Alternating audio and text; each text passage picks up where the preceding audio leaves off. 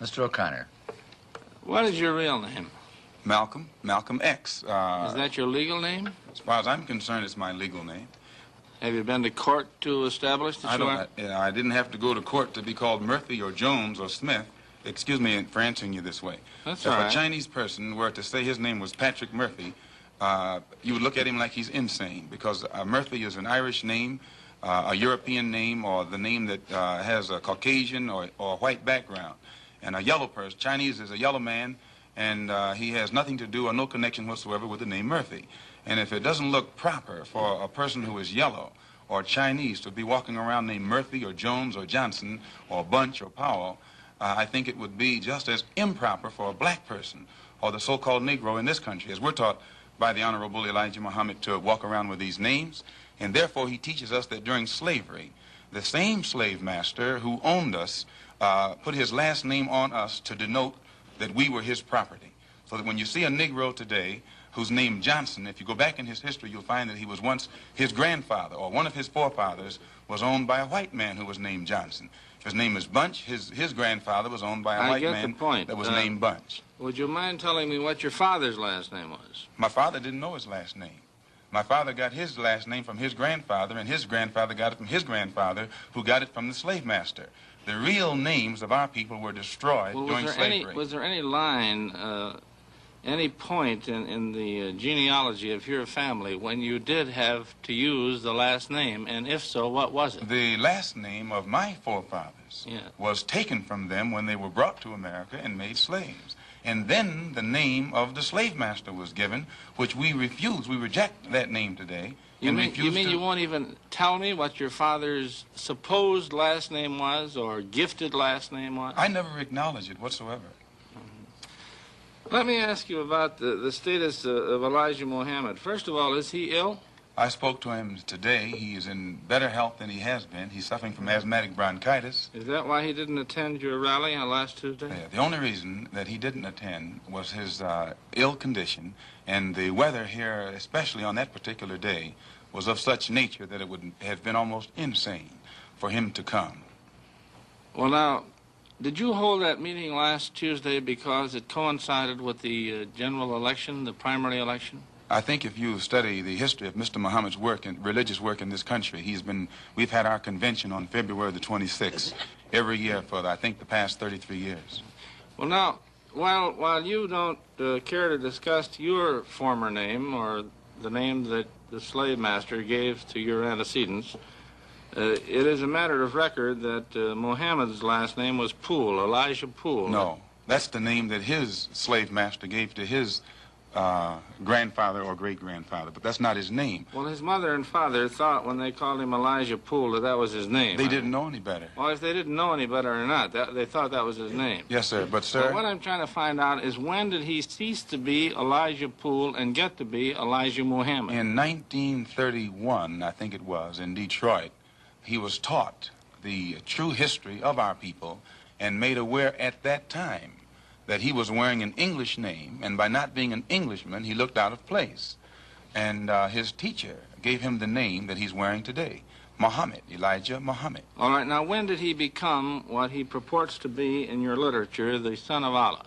I've never heard the Honorable Elijah Muhammad referred to as the son of Allah. The prophet of Allah. I've never heard him referred to as the prophet of Allah. What do you refer to him Messenger of Allah. All right, the messenger of Allah, and I appreciate the correction. Yes, I mean, he says that a prophet is somebody who predicts the future, and he's not predicting the future, whereas a messenger is someone who carries a message that has been given to him by one who authors that message. Why, now, who gave him the message, and to whom is it supposed to be delivered? Master W.F. Muhammad, the one who taught him, is the author of the message.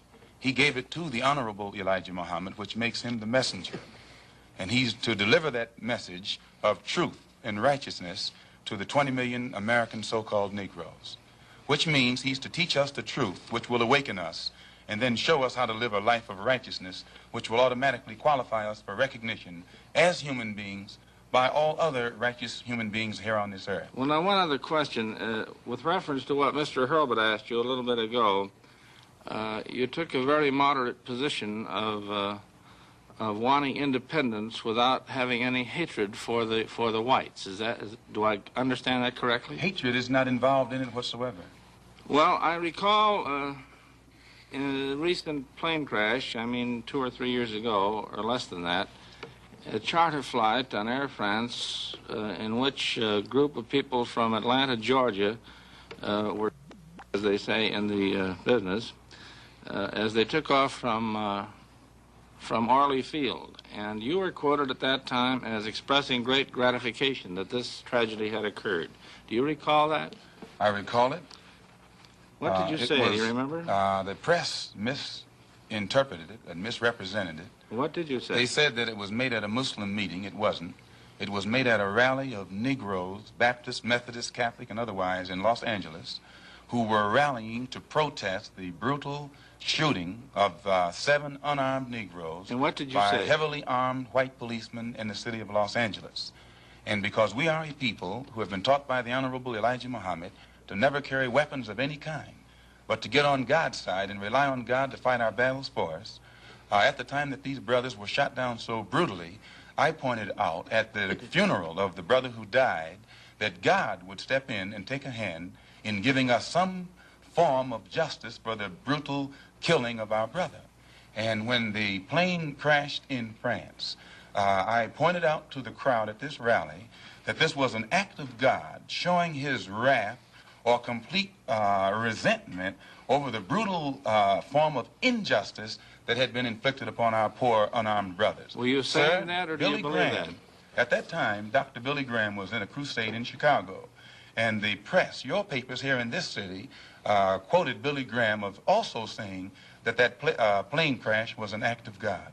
And if you take time to check the newspapers, I think that you'll find that this is correct. But no one thought that Billy Graham was so wrong when he attributed the crash of this plane to his God. But when we say that it come from our God, then we're looked upon as being, outrageous. I know, but you took the position that this was a matter of satisfaction to you for an injustice done against you, and I think that that's a trifle severe. We did not think that it was a coincidence that 120 of the whites on this plane came from the state of Georgia, a state that has the worst record in the history of America for the mistreatment of black people in this country. Worse than Mississippi? They maybe are a little less Mississippi is a little less hypocritical today than Georgia, but both of them are still practicing the same thing. Now the whites in Georgia bite Negroes with a smile, whereas they used to bite them with a growl. But they're still being bitten, and we don't think that it is any worse to be bitten with a smile than it is to be bitten with a growl. Mr. Calvert. While we're on the subject of Mississippi, what is your organization's position of what happened in Mississippi in the past 6 months? Such as what? Such as the James Meredith incident and the enrollment of him in the university. Well, the Honorable Elijah Muhammad wants justice for every one of the 20 million so-called Negroes. And to just take one Negro and stick him in college with the aid of 15,000 troops and at a cost of $6,000 is a disgrace. It's a waste of taxpayers' money. It's a farce. It's hypocrisy. Because if it's right for one Negro to be forced into that university, then every Negro in the state of Mississippi who is qualified has the same right to go to that university. And if the government is not ready and willing to enforce the right of every Negro in the state of Mississippi, then, in my opinion, sir, it's only hypocrisy to pretend that they are for justice by pushing one Negro in and blowing it up all over the world to make it look like they're solving the problem when millions of black people in that state are still going to segregated schools and getting an inferior education.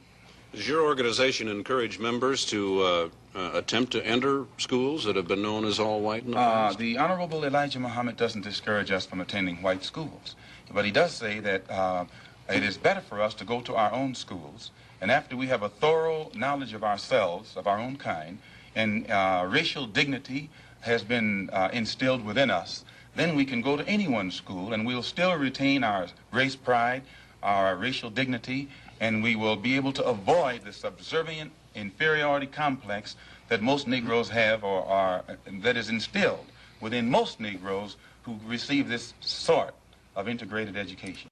You were born in Omaha, is that right? Yes, sir. And your family left Omaha when you were, what, 1 year old? I imagine about a year old. And why did they leave Omaha? Well, to my understanding, the Ku Klux Klan burned down one of their homes in in Omaha. We had a lot of Ku Klux This made Klan. your family feel very unhappy, I'm sure. Well, insecure, if not unhappy. So you must have a somewhat prejudiced point of view, a personally prejudiced point of view. In other words, you cannot look at this in a broad academic sort of way, really. I think that's incorrect because despite the fact that that happened in Omaha, and then when we moved to Lansing, Michigan, our home was burned down again. In fact, my father was killed by the Ku Klux Klan. And despite all of that, no one was more thoroughly integrated with whites than I. No one has lived more so in the society of whites than I.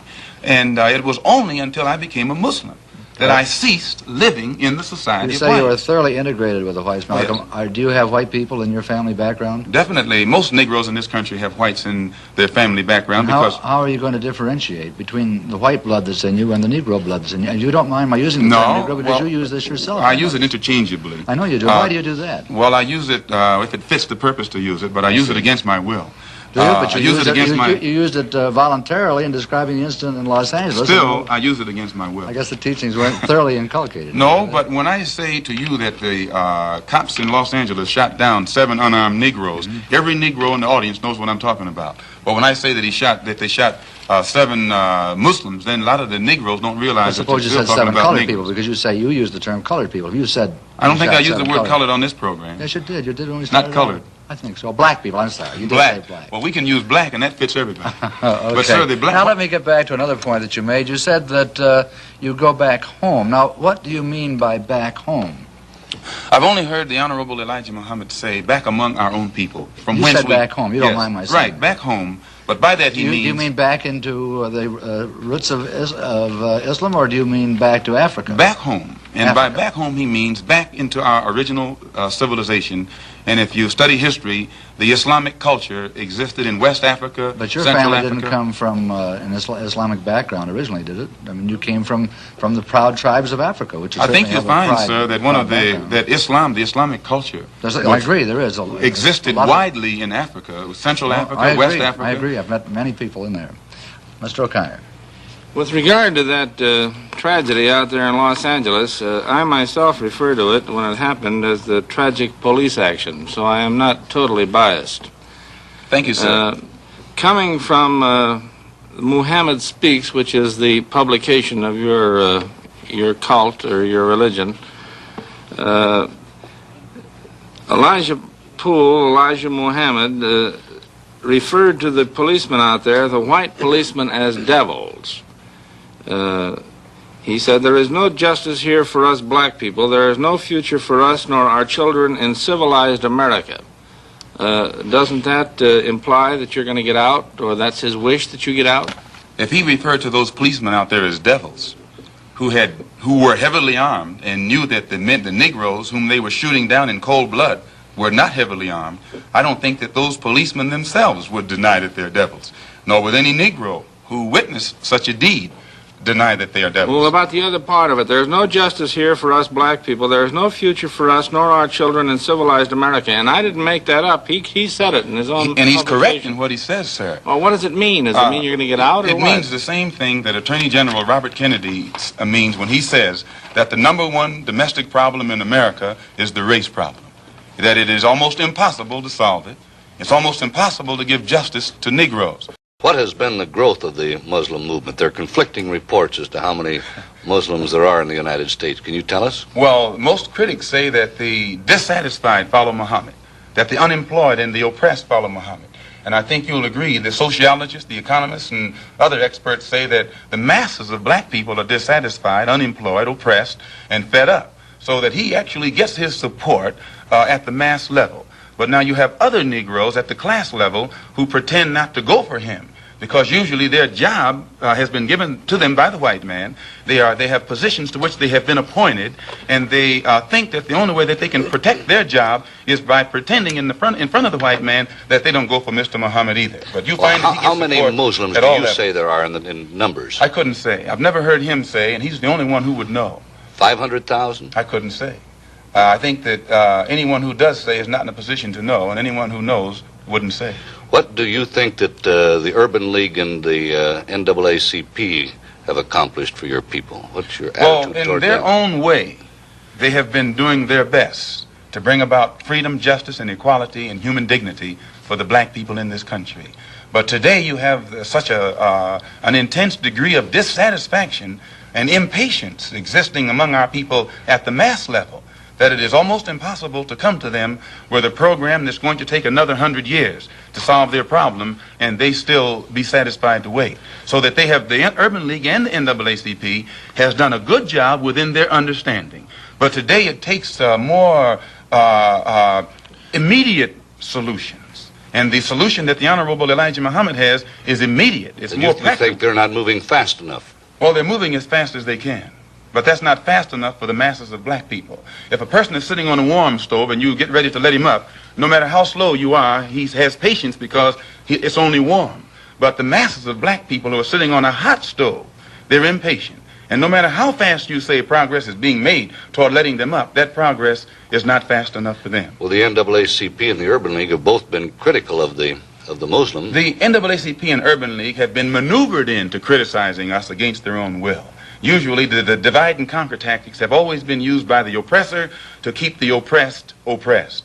And the NAACP has been used against the Muslims. Efforts have been made to use us against them. But the Honorable Elijah Muhammad says he'll work with the NAACP, the Urban League, and any other Negro organization that wants to uplift the black man as long as it doesn't conflict with our religious principles. Well, I remember once when Elijah was quoted as having said that the Urban League and the NAACP sold out to the white man. Has he ever made that statement to my knowledge, I don't think that he has said that they sold out to the white man. I've heard him say that. Is that his feeling? The NAACP has been in existence for 54 years.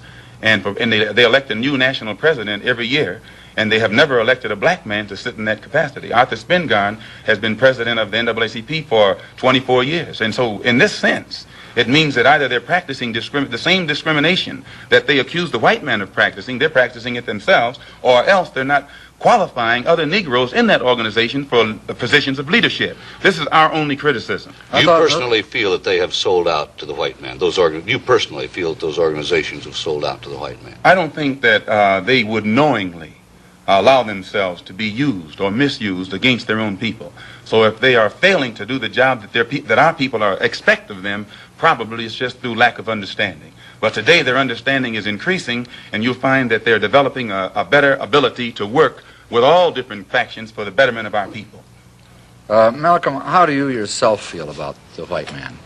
I believe that the white man has done a great injustice to the black man in this country by having kidnapped our people and brought us here and down to the level that we're on today. And today, instead of approaching the factors that their original mistake has created, instead of approaching these factors objectively and realistically, the greatest sin that they're doing now is trying to pretend that they never committed a crime, that they never did any wrong.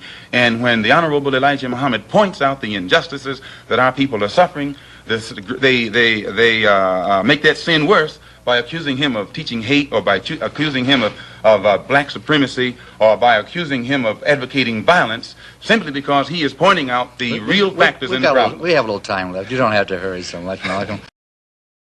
One white man named Lincoln supposedly fought the Civil War to solve the race problem, and the problem is still here. Another white man named Lincoln, again the same white man, issued the Emancipation Proclamation to solve the race problem, and the problem is still here. Some more white liberals came along with the 13th, 14th, and 5th Amendments, which were supposed to solve the race problem, and the problem is still here.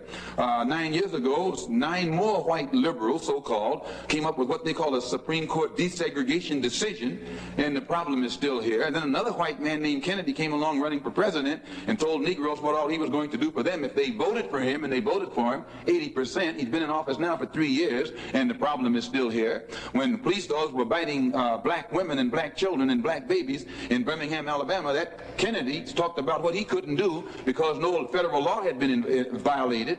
And as soon as the Negroes exploded and began to protect themselves and got the best of the crackers in Birmingham, then Kennedy sent for the troops. And there was no, he didn't have any new law when he sent for the troops when the Negroes erupted than he had at the time when whites were erupting. So we are within our rights and with justice, with justification, when we express doubt concerning the ability of the white man to solve our problem, and also when we express doubt concerning his integrity, concerning his sincerity, because you will have to confess that the problem has been around here for a long time, and whites have been saying the same thing about it for the past 100 years, and there's no nearer a solution today than there was 100 years ago.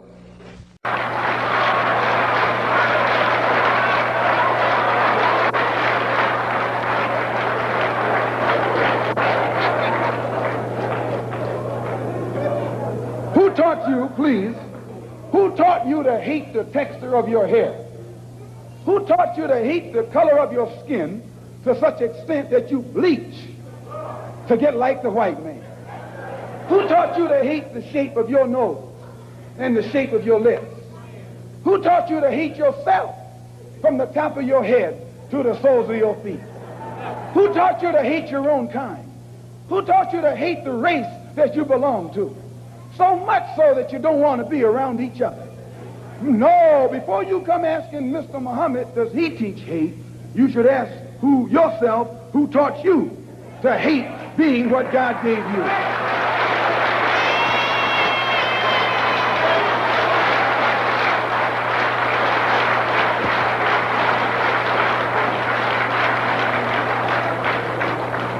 We teach you to love the hair that God gave you. Here you way out in the middle of the ocean, can't swim, and you worried about someone that's in the bathtub and can't swim.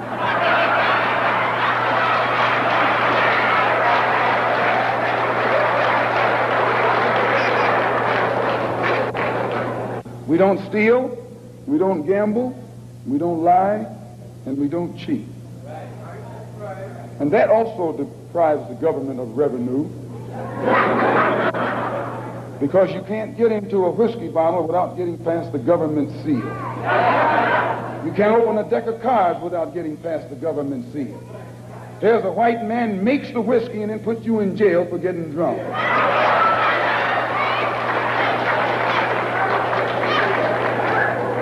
He sells you the cards and the dice and puts you in jail when he catches you using them. So he's against us because we fix it where he can't catch you anymore. We take the dice out of your hands and the cards out of your hands and the whiskey out of your head. The most disrespected person in America is the black woman. The most unprotected person in America is the black woman. The most neglected person in America is the black woman. And as Muslims, the Honorable Elijah Muhammad teaches us to respect our women and to protect our women. And then the only time a Muslim really gets real violent is when someone goes to molest his woman. We will kill you for our woman. I'm making it plain, yes. We will kill you for our woman. We believe that if the white man will do whatever is necessary to see that his woman gets respect and protection, then you and I will never be recognized as men until we stand up like men and place the same penalty over the head of anyone who puts his filthy hands out to put in the direction of our women.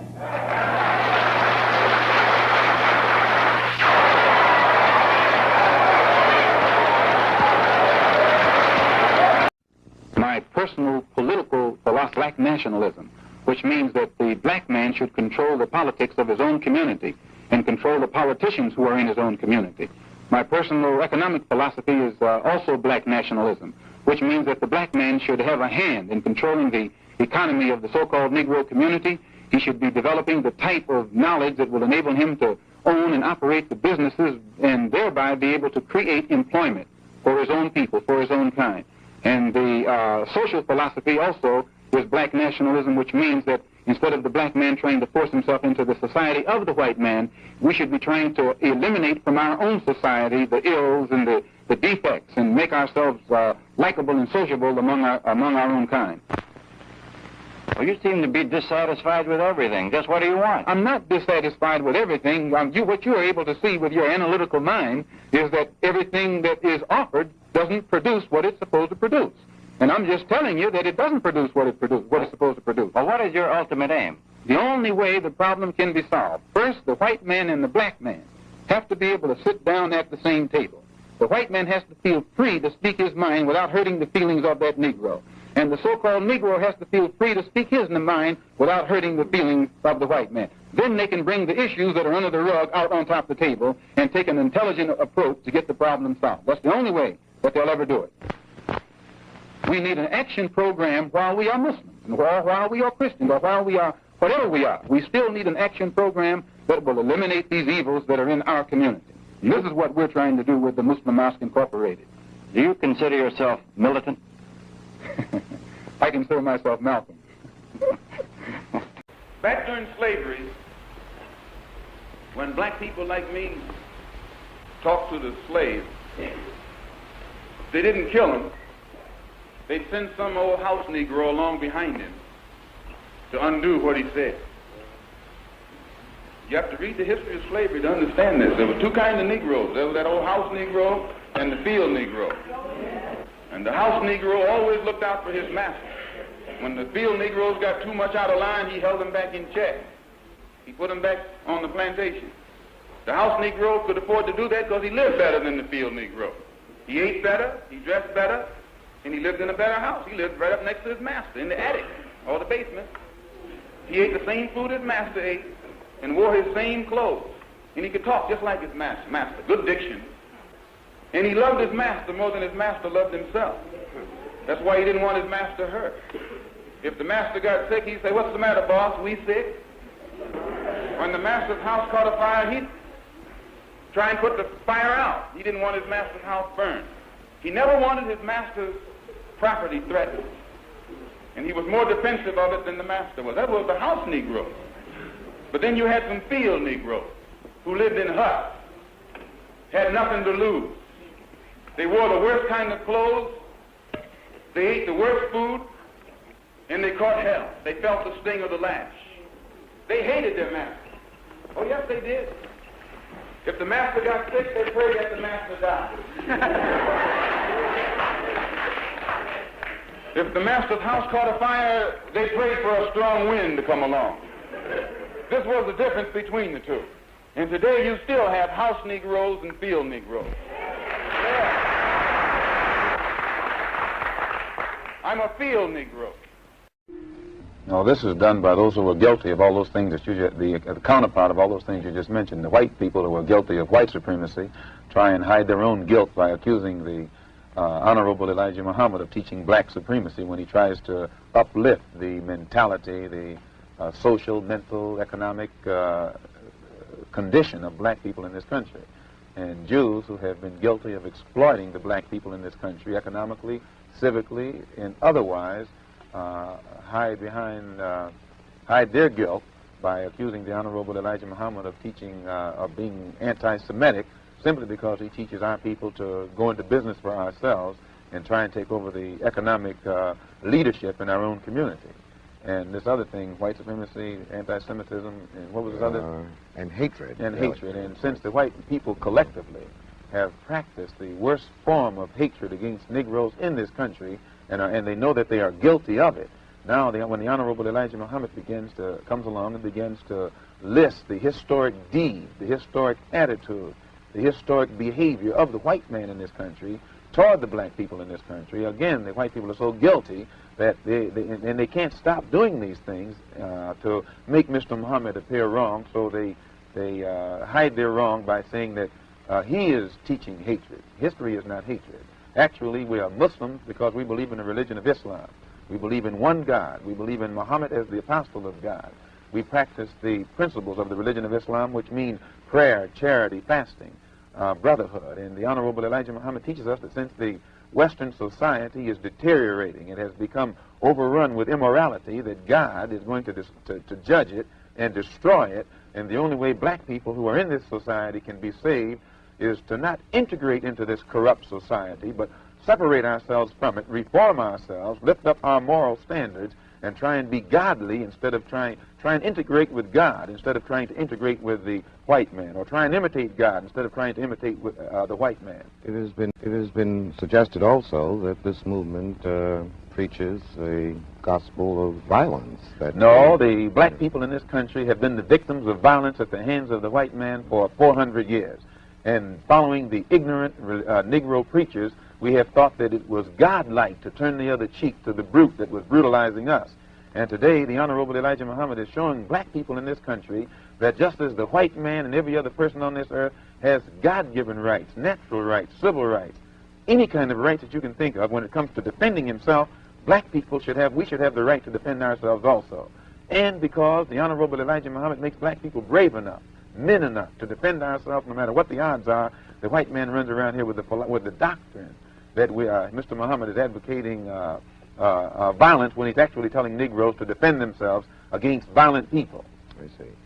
Well, Reverend Martin Luther King preaches a doctrine of nonviolent insistence upon the rights of the American Negro.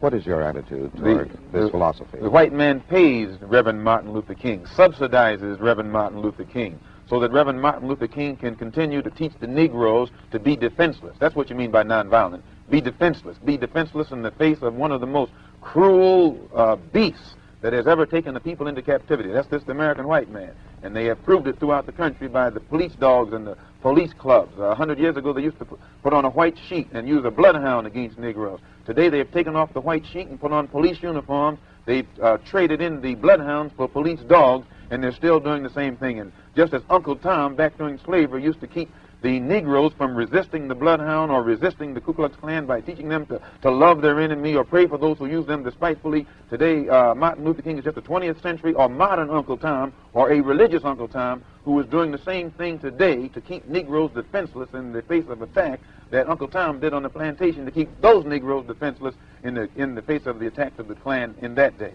But the goal of Dr. King is full equality and full rights of citizenship for Negroes. The goal of Dr. Martin Luther King is to give Negroes a chance to sit in a segregated restaurant beside the same white man who had brutalized them for 400 years. The goal of Dr. Martin Luther King is to get Negroes to forgive the people who have brutalized them for 400 years by lulling them to sleep and making them forgetting what those whites have done to them. But the masses of black people in America today don't go for what Martin Luther King is putting down. As you said in one of your articles, it's psychologically insecure, or something of that sort. I forget how you put it. But you didn't endorse what Martin Luther King was doing yourself. I do not reject his goals of full integration and full equality rights for American citizens. Do you reject these goals? If you don't think that he's walking on the right road, I'm quite sure you don't agree that he'll get to the right place. And if you would classify his method as psychologically unrealistic, I think that if a man's method is psychologically unrealistic, which means the road or the means or the method that he's using, I think as a psychologist, you would be very doubtful that he would reach the right goal. There is one correction, Mr. Malcolm, I'd like to make here. In that same piece that you're quoting from, I said that his methods are effective. His philosophy of love, of the oppressor, I thought, was psychologically burdensome. But I would be more interested in your goals.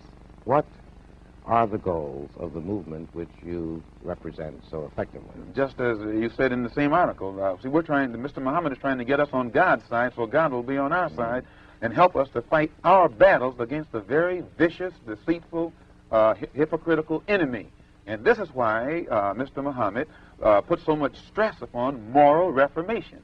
That when Negroes stop getting drunk, when Negroes stop fornicating and committing adultery, when Negroes stop being addicted to drugs and these things that destroy the moral fiber and the morale of the Negro, then our people will be able to get together and unite in harmony and unity and get our own problems solved. Toward what end would you want our people united? What would you... Towards being on God's side. The Honorable Elijah Muhammad teaches us that God now is about to establish a kingdom on this earth based upon brotherhood and peace. And the white man is against brotherhood, and the white man is against peace. His history on this earth has proved that. Nowhere in history has he been brotherly toward anyone. The only time he's brotherly toward you is when he can use you, when he can exploit you, when he can oppress you, when you will submit to him. And since his own history makes him unqualified to be an inhabitant or a citizen in a kingdom of brotherhood, the Honorable Elijah Muhammad teaches us that God is about to eliminate that particular race from this earth. So since they are due for elimination, we don't want to be with them. We're not trying to integrate with that which we know has come to the end of its rope. We're trying to separate from it and get with something that's more lasting, and we think that God is more lasting than the white man. So in effect, Minister Malcolm, your movement does not share the integration goals of the NAACP, CORE, Martin Luther King's movement, and the student nonviolent movement. You don't integrate with a sinking ship. You don't do anything to further your stay aboard a ship that you see is on its way down to the bottom of the ocean. Moses tried to separate his people from Pharaoh, and when he tried, the magicians tried to fool the people into staying with Pharaoh. And we look upon these other organizations that are trying to get Negroes to integrate with this doomed white man as nothing but modern-day magicians, and the Honorable Elijah Muhammad as the modern-day Moses who's trying to separate us from the modern-day Pharaoh. Well, do you feel that the Negroes who are attempting to influence the policies and actions of our federal government, the Attorney General, the President of the United States, are When James Baldwin recently had a conference with Robert Kennedy, he took Lena Horne, who's married to a white man, Lorraine Hansberry, who's married to a white man, Belafonte, who's married to a white woman, Edwin Berry of the Urban League, who's married to a white woman. Now, and whenever you have a group of black people sitting down with a white man supposed to represent the black masses, you can never get anybody who's involved in any intermarriage in any kind of situation who will be qualified to represent themselves as spokesmen for the black masses in this country. They were representing their own personal desires. They want to mix and mingle so that they can take their wife. They can go any of these places with their wife. They're involved in a mixed marriage. But you can't find masses, sir, of black people who will accept any black man who's married to a white man as a spokesman for black people, or a black woman who's married to a white man as a spokesman or a representative of what black people feel and think. What do you feel the Negro should do in respect to obtaining even more effective protection from our federal government? You never will get protection from the federal government. That's like King is asking Kennedy to go to Alabama and stand in the doorway, put his body in the doorway. That's like asking the fox to protect you from the wolf. And when now the masses of black people can see this, and it is only the Negro leadership, the bourgeois, hand-picked handful of Negroes who think that they're going to get some kind of respect, recognition, or protection from the government. The government is responsible for what is happening to black people in this country. The president has power. You notice he didn't send any troops into Birmingham to protect the Negroes when the dogs were biting the Negroes. The only time he sent troops into Birmingham was when the Negroes erupted. And then the president sent troops in there not to protect the Negroes, to protect them white people down there from those erupting Negroes. Well, are not Negro Americans citizens? If they were citizens, you wouldn't have a race problem. If the Emancipation Proclamation was authentic, you wouldn't have a race problem. If the 13th, 14th, 15th Amendment to the Constitution was authentic, you wouldn't have a race problem. If the Supreme Court desegregation decision was authentic, you wouldn't have a race problem. All of this is hypocrisy. And it is this hypocrisy that has been practiced by the so-called white, so-called liberal for the past 400 years that compounds the problem, makes it more complicated instead of eliminating the problem. Well, Minister Malcolm, what do you see as the future of the Negro in America? What do you think will be the culmination of the present thrust? Until the white man in America sits down and talks with the Honorable Elijah Muhammad, he won't even know what the race problem what makes the race problem what it is. And it's just like Pharaoh couldn't get a solution to his problem until he talked to Moses, or Nebuchadnezzar or Belshazzar couldn't get a solution to his problem until he talked to Daniel. The white man in America today will never understand the race problem or come anywhere near getting a solution to the race problem until he talks to the Honorable Elijah Muhammad. Then Mr. Muhammad will give him God's analysis, not some kind of political analysis or psychologist analysis or some kind of clergyman's analysis, but God's analysis. That's the analysis that Moses gave Pharaoh. That's the analysis that Daniel gave Belshazzar. And today we have a modern Belshazzar and a modern Pharaoh sitting in Washington, D.C. What do you think is going to happen in Birmingham, in Jackson, Mississippi, in Philadelphia, in Boston, in Englewood? Well, Dr. Clark, as you know, these Negro leaders have been telling the white man everything is all right, everything's under control. And they've been telling the white man that Mr. Muhammad is wrong, don't listen to him. But everything that Mr. Muhammad has been saying is going to come to pass, is now coming to pass.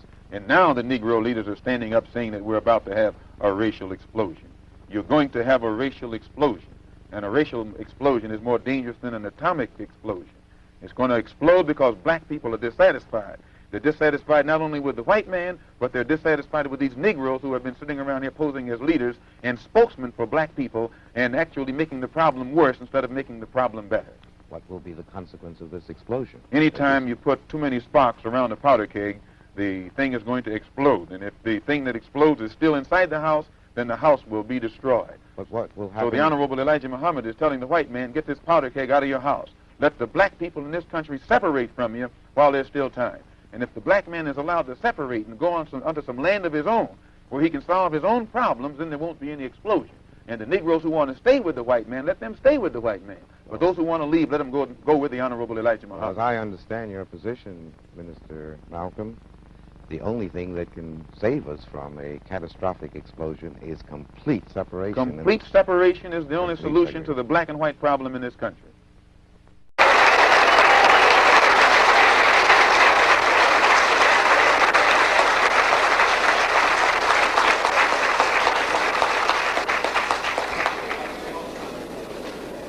Assalamu alaikum. Mr. Moderator, our distinguished guests, brothers and sisters, our friends and our enemies.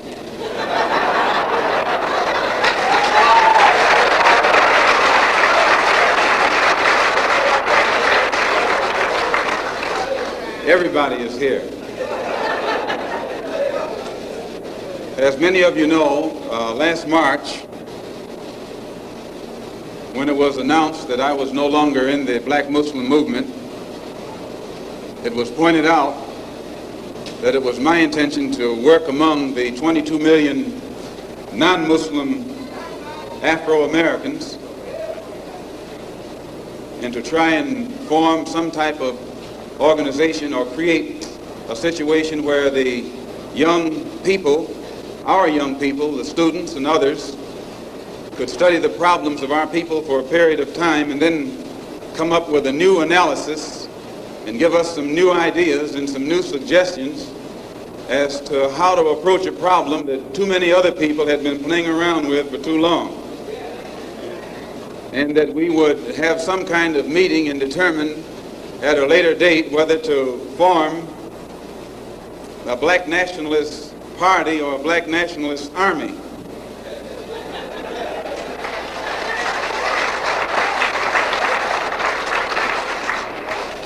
There have been many of our people across the country from all walks of life who have taken it upon themselves to try and pool their ideas and to come up with some kind of solution to the problem that confronts all of our people.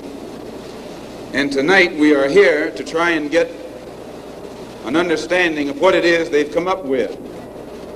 Also, recently, when I was blessed to make a trip or a pilgrimage, a religious pilgrimage to the holy city of Mecca, where I met many people from all over the world, plus spent many weeks in Africa, trying to broaden my own scope and get more of an open mind to look at the problem as it actually is. One of the things that I realized, and I realized this even before going over there, was that our African brothers have gained their independence faster than you and I here in America have. They've also gained recognition and respect as human beings much faster than you and I. Just 10 years ago on the African continent, our people were colonized. They were suffering all forms of colonization, oppression, exploitation, degradation, humiliation, discrimination, and every other kind of Asian. And in a short time, they have gained more independence, more recognition, more respect as human beings than you and I have. And you and I live in a country which is supposed to be the citadel of education, freedom, justice, democracy, and all of those other pretty sounding words. So it was our intention to try and find out what was our African brothers doing to get results so that you and I could study what they had done and perhaps gain from that study or benefit from their experiences. And my traveling over there was designed to help to find out how. One of the first things that the independent African nations did was to form an organization called the Organization of African Unity. The purpose of our Organization of Afro-American Unity, which has the same aim and objective to fight whoever gets in our way.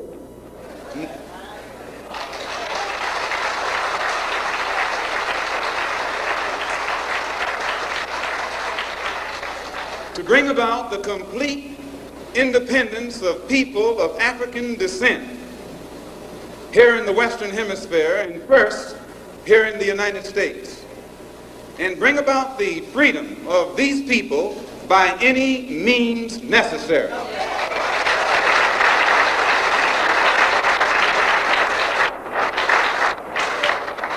That's our motto. The purpose of our organization is to start right here in Harlem, which has the largest concentration of people of African descent that exists anywhere on this earth. There are more Africans here in Harlem than exist in any city on the African continent, because that's what you and I are, Africans. The Charter of the United Nations, the Universal Declaration of Human Rights, the Constitution of the United States, and the Bill of Rights are the principles in which we believe, and that these documents, if put into practice, represent the essence of mankind's hopes and good intentions, desirous that all Afro-American people and organizations should henceforth unite so that the welfare and well-being of our people will be assured. We are resolved to reinforce the common bond of purpose between our people by submerging all of our differences and establishing non-sectarian constructive programs for human rights. We hereby present this charter. Number one, the establishment. The Organization of Afro-American Unity shall include all people of African descent in the Western Hemisphere. In essence, what it is saying, instead of you and me running around here seeking allies in our struggle for freedom, in the Irish neighborhood or the Jewish neighborhood or the Italian neighborhood, we need to seek some allies among people who look something like we do. And once we get their allies, it's time out for you and me to stop running away from the wolf right into the arms of the fox, looking for some kind of help. That's a drag. Number two, self-defense.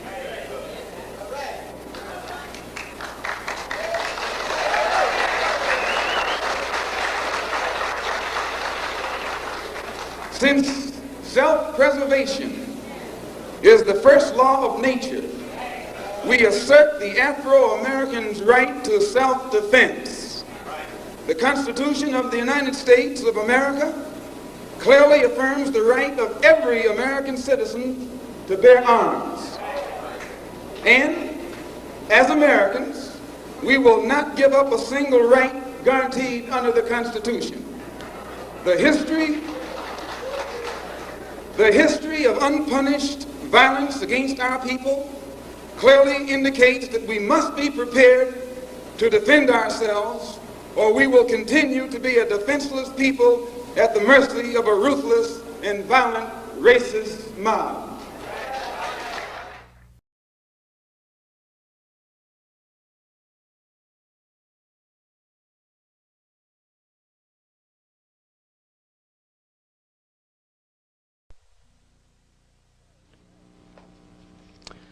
Today, in our discussion of minority groups, we have with us two guests. One is Minister Malcom X. Shabazz, one of the top leaders of the Nation of Islam, or the so-called black Muslims. And we also have Mr. Herman Blake, one of the teaching assistants in the course.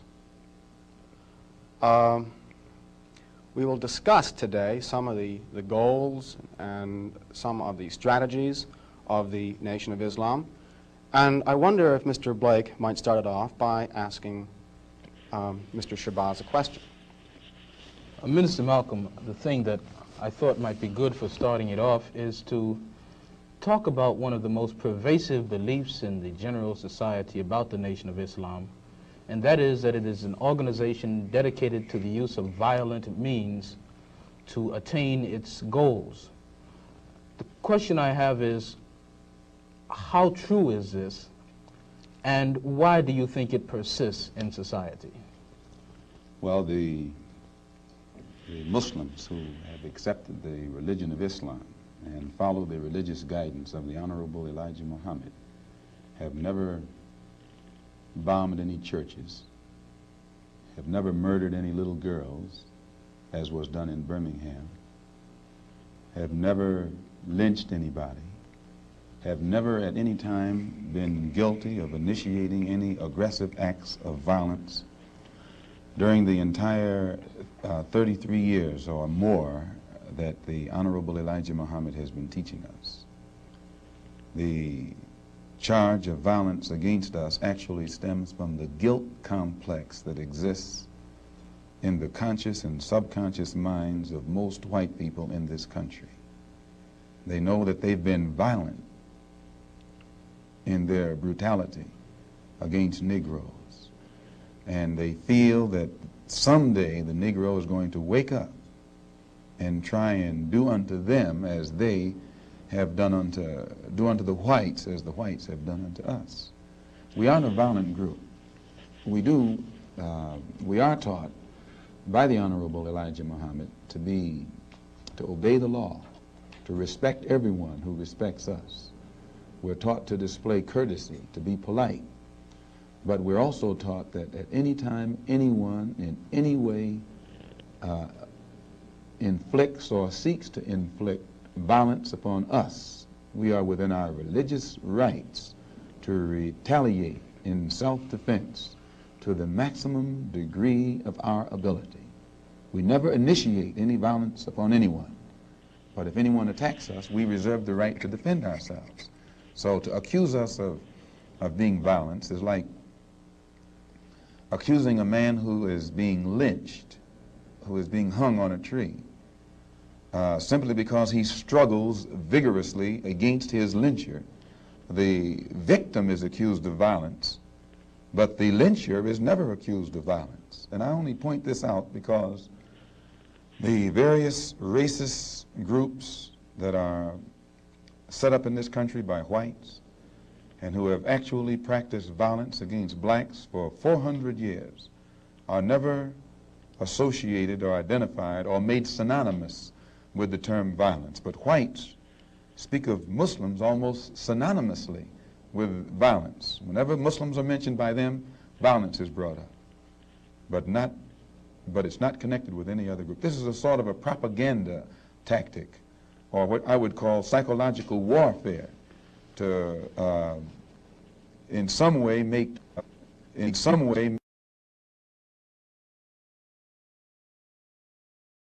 No Negro leaders have fought for civil rights. What do you mean They by have fought? begged for civil rights. They have begged the white man for civil rights. They have begged the white man for freedom. And anytime you beg another man to set you free, you will never be free. Freedom is something that you have to do for yourselves.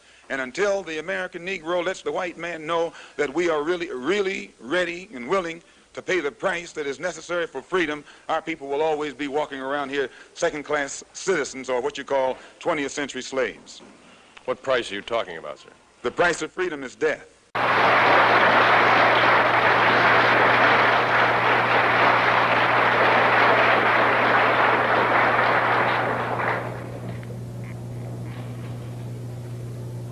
In the name of Allah, the Beneficent, the Merciful, to whom all praise is due, whom we forever thank for giving us the Honorable Elijah Muhammad as our leader, teacher, and guide. And I specifically, ladies and gentlemen, and brothers and sisters, open up like that because I am a representative of the Honorable Elijah Muhammad. And were it not for him, you and I wouldn't be here today.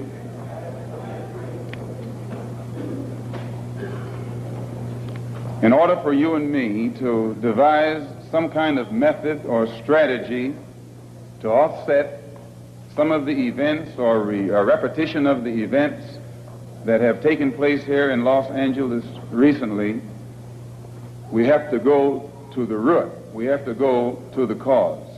Dealing with the condition itself is not enough. We have to get to the cause of it all, or the root of it all. And it is because of our effort toward getting straight to the root that people oftentimes think we're dealing in hate. But first, I would like to congratulate and give praise to the Negro, so-called Negro leaders and so-called Negro organizations. And excuse me if I say so-called, it's hard for me to just outright say Negro when I know what that word Negro really means.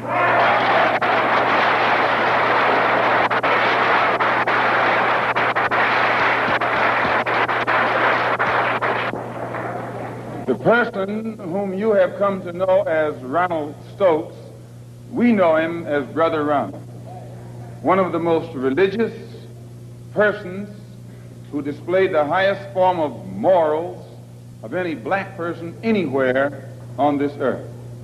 And as one of the previous speakers pointed out who knew him, everyone who knew him had to give him credit for being a good man, a clean man, an intelligent man, and an innocent man when he was murdered.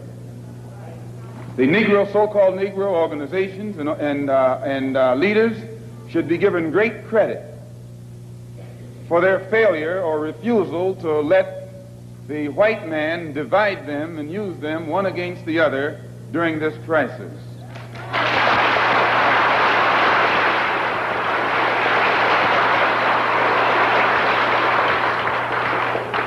As Reverend Wilfred Wilson pointed out, I think it was 8 years ago today that the Supreme Court handed down the desegregation decision. And despite the fact that 8 years have gone past, that decision hasn't been implemented yet.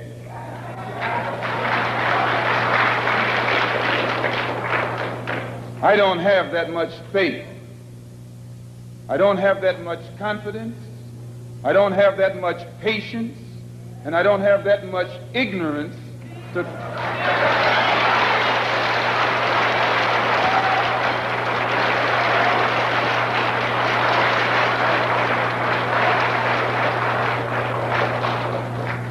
If the Supreme Court, which is the highest law-making body in the country, can pass a decision that can't get even 8% compliance with in 8 years because it's for black people, then my patience has run out.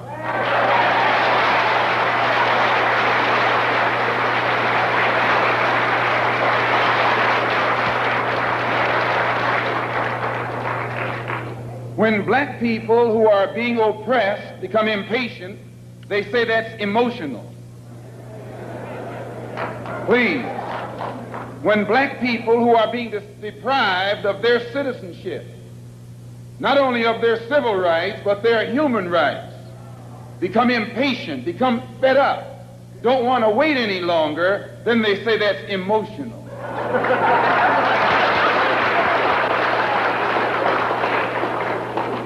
The Negro, so-called Negro leaders and organizations should be praised. They should be congratulated. They should be complimented. Because out of all of them combined, the white man has not yet found one who will play the role of Uncle Tom.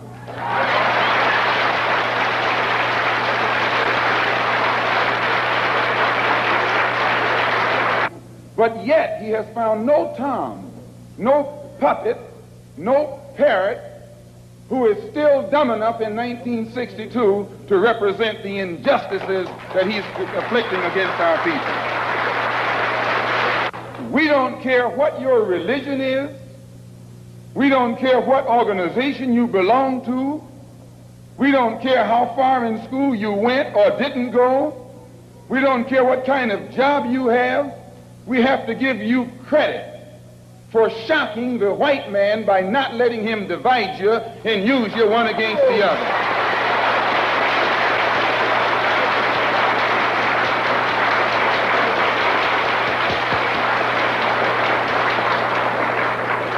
In the past, the greatest weapon the white man has had has been his ability to divide and conquer.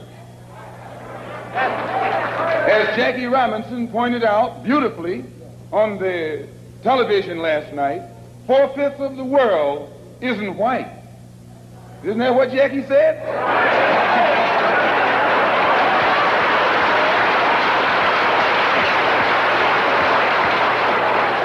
And if 4/5 of the world is dark, how is it possible for 1/5 to rule, oppress, exploit, dominate, and brutalize the 4/5 who are in the majority? How do they do it? Divide and conquer. If I take my hand and slap you, you don't even feel it. It might sting you because these digits are separated. But all I have to do to put you back in your place is bring those digits together.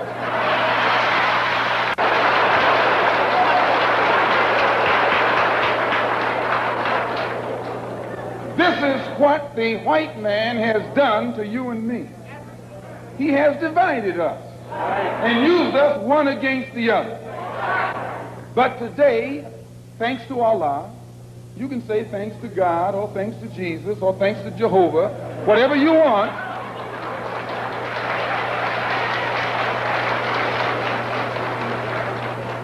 But as a follower of the Honorable Elijah Muhammad, we have been taught to say thanks to Allah.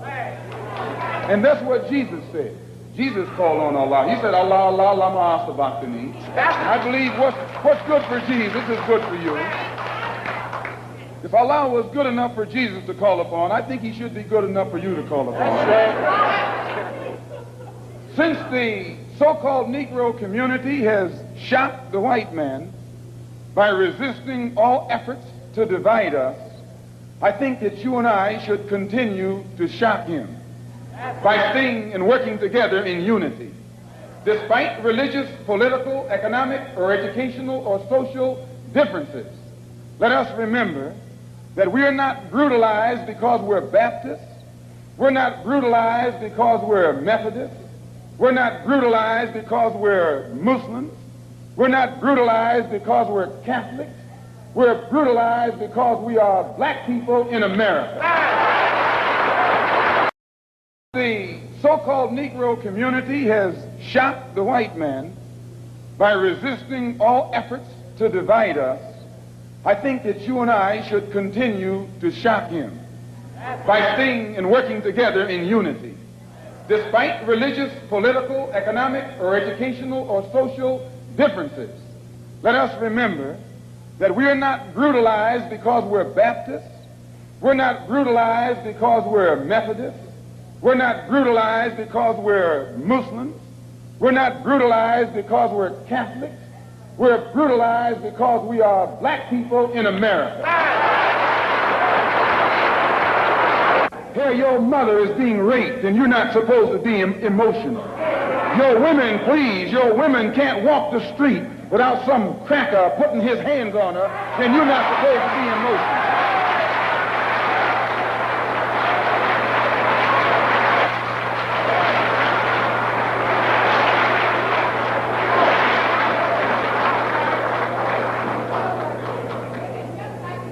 If you say that you're fed up, if you teach the Negro, they don't even know their own name. Why? Because he took it away from them. Please. 20 million black people don't even know their own language. Why? Because he took it away from them. 20 million black people who don't even know the history of their ancestors. Why? Because he took it away from them. And if you try and tell them how thoroughly and completely they've been robbed, he says you're teaching hate.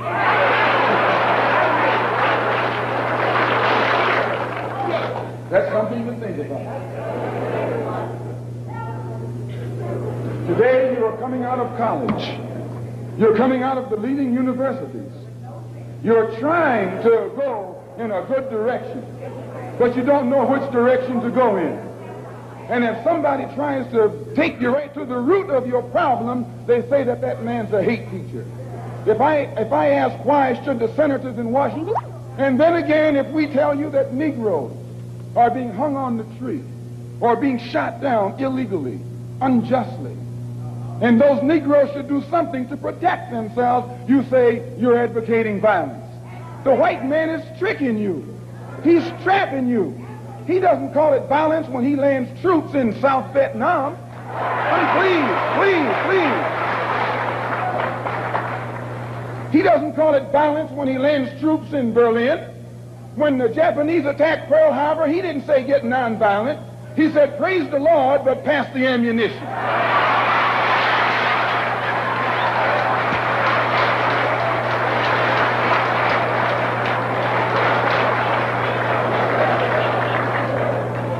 But when someone attacks you, when someone comes at you with a club, when someone comes at you with a rope, when someone comes at you with a gun, despite the fact that you've done nothing, he tells you, suffer peacefully. Pray for those who use you despitefully. Be long-suffering. And how long can you suffer after suffering for 400 years? So I just want to clear up that little point right there, because he says that we play on your emotions. And when you turn on your television tonight, or your radio, or read the newspaper, they're going to tell you in that paper that I was playing on your emotions. Imagine you, a second-class citizen. That's not getting emotional, it's getting intelligent.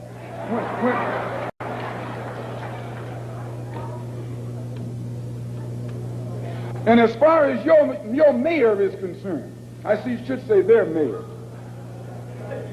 a man named Yorty, who has been slandering the Muslims, a professional liar,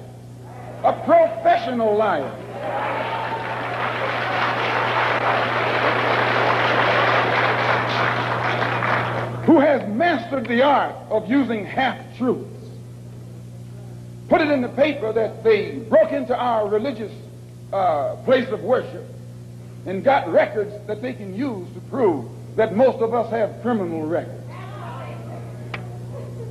You can't be a Negro in America and not have a criminal record.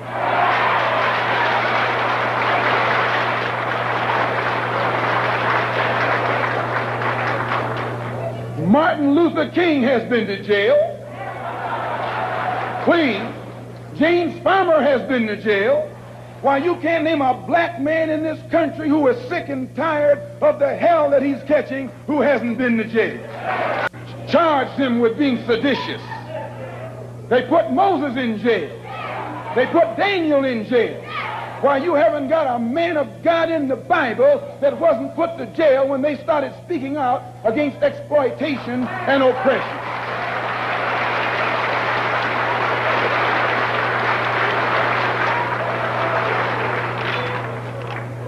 They charged Jesus with sedition.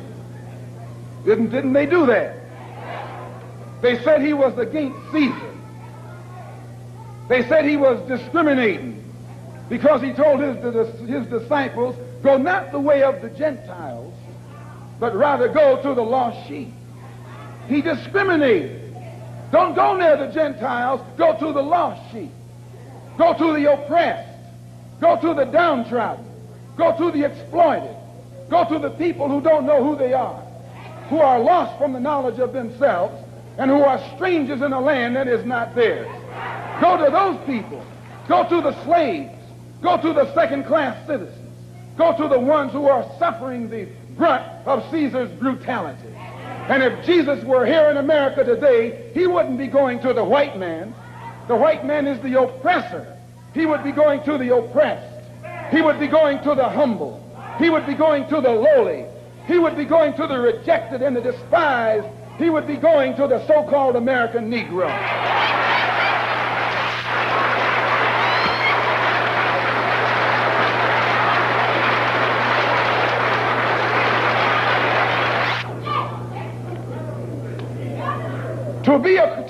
To have once been a criminal is no disgrace. To remain a criminal is the disgrace. I formerly was a criminal. I formerly was in prison. I'm not ashamed of that. You never can use that over my head. And that he's using the wrong stick. I don't feel that stick.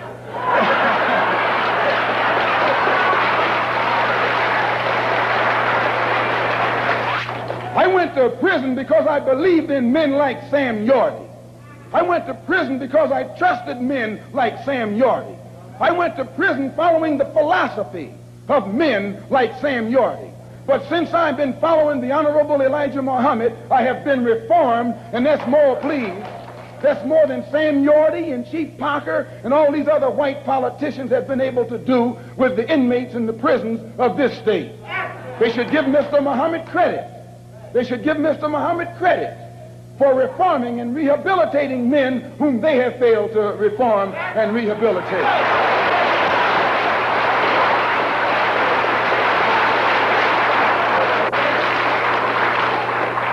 Mayor Yorty referred to some press report that Mr. Muhammad had once been found guilty of contributing to the delinquency of a minor. He failed to explain purposely that in 1934, the Honorable Elijah Muhammad refused to send his children to the white schools in Detroit, Michigan that were teaching you about little black Sambo. That's the minor that he contributed to the delinquency of.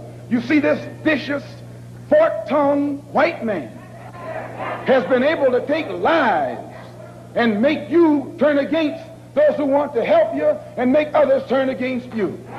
This is the contributing to the delinquency of a minor that this mayor, or man who calls himself mayor, is talking about. In the same article, he said that the Muslims are the same people who rioted in the United Nations.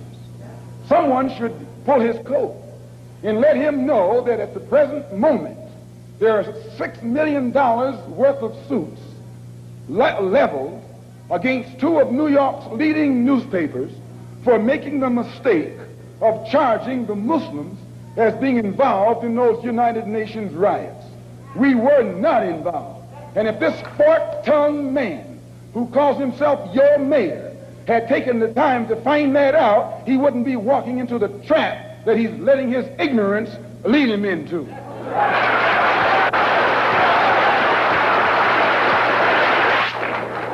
And if you would take the time to read the Washington Post that came out the Sunday after that incident took place, the Washington Post pointed out on the front page that the Muslims had nothing to do with the UN riots. And they quoted, in saying so, the person who was at that time the commissioner of police in New York City.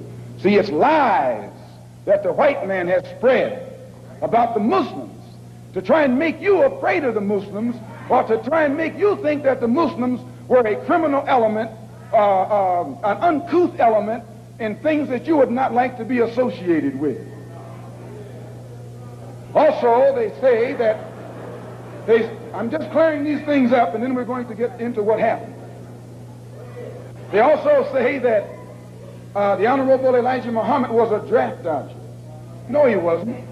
He just refused to go to the army because he was a man of peace. He was a minister of a religion of peace. He was teaching peace. So he outright refused to go to the army. That's not draft dodging. That's intelligence. We are African, and we happen to be in America. We're not American. We are people who formerly were Africans who were kidnapped and brought to America.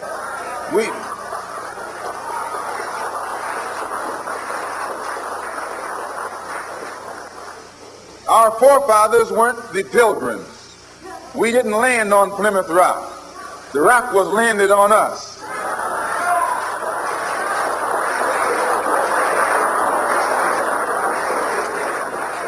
We were brought here against our will.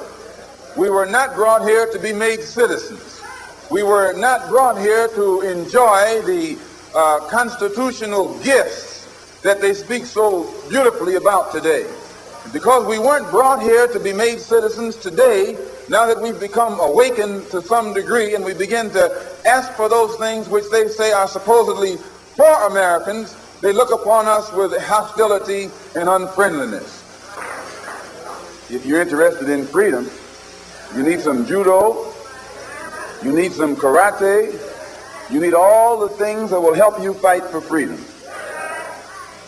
Nationalism is the wave of the present and the future. It is nationalism that's bringing freedom to oppressed people all over the world. It was nationalism that brought freedom to the Algerians. It was nationalism that brought freedom to the Nigerians.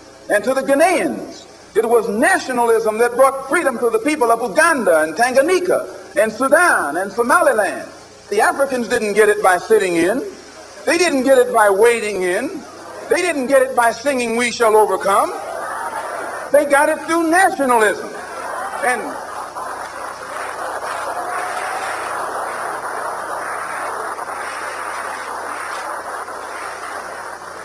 And you and I will get it through nationalism. What is it? What is it that makes it difficult for the philosophy of nationalism to spread among the so-called Negroes? Number one, they think they have a stake in America. They think they have an investment in this country, which we do. We invested 310 years of slave labor, 310 years, every day of which your and my mother and father worked for nothing. Not 8 hours a day. There was no union in that day. They worked from sun up until sundown, from can't see in the morning until can't see at night. They never had a day off. And on Sunday, they were allowed to sit down and sing about when they died, they wouldn't be slaves no more. When they died, they wouldn't be slaves no more. They'd go up in the sky, and every day would be Sunday. That's a shame. And it is that 310 years of slave labor that went in, that was my and your contribution into this particular economy and political system. They can give us the back pay. Let's join in. If this is what the Negro wants, let's join in. Let's show him how to struggle. Let's show him how to fight. Let's show him how to bring about a real revolution. Let's make him stop jiving.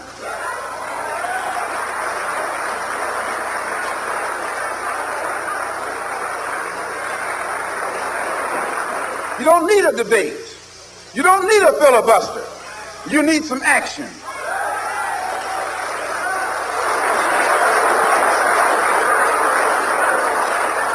When I got to Paris, the man said I couldn't come in. Some man, French man. They gave me no explanation other than to say, we have our orders. They wouldn't let me phone the American embassy, and they tried to imply that the American embassy was behind it, which I told them that I didn't know that France was a satellite of the United States. Well, this made them angry because they like to be independent, you know, or pretend to be independent. They were taking their orders from someone as high up in the French foreign ministry who did not want me to enter France, and there's a reason for it. I don't blame them.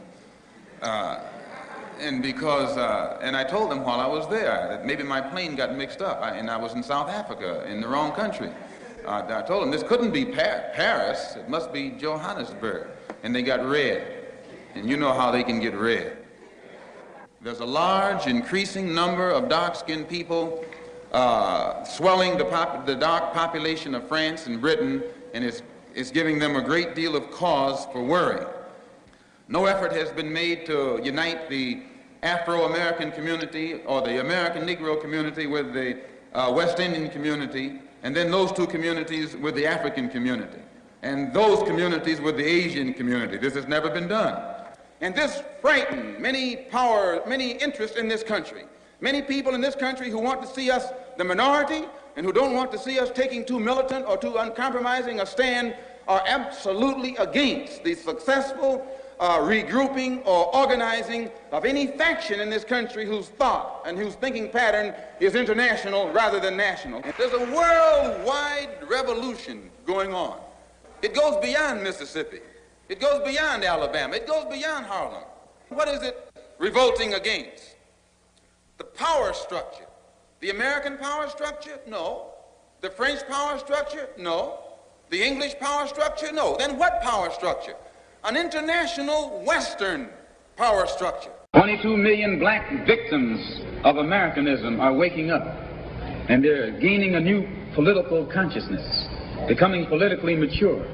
And as they develop this political maturity, they're able to see the recent trends in these political elections.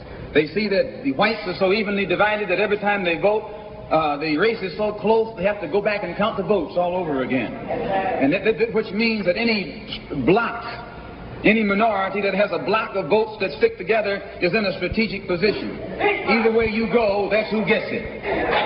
You're in a position to determine who'll go to the White House and who'll stay in the doghouse. You're the one who has that power. You can keep Johnson in Washington, D.C., or you can send him back to his Texas cotton patch.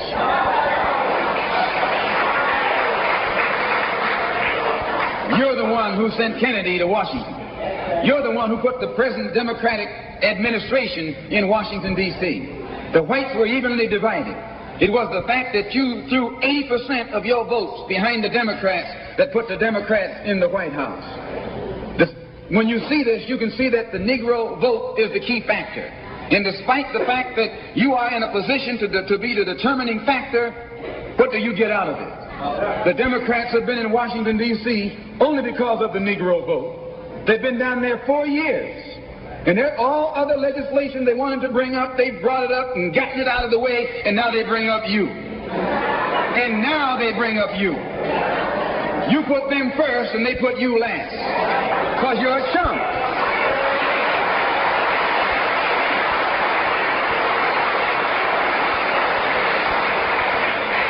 A political chump. In Washington, D.C., in the House of Representatives, there are 257 who are Democrats. Only 177 are Republicans. In the Senate, there are 67 Democrats. Only 33 are Republicans. The party that you bash controls 2/3 of the House of Representatives and the Senate, and still they can't keep their promise to you, because you're a chump.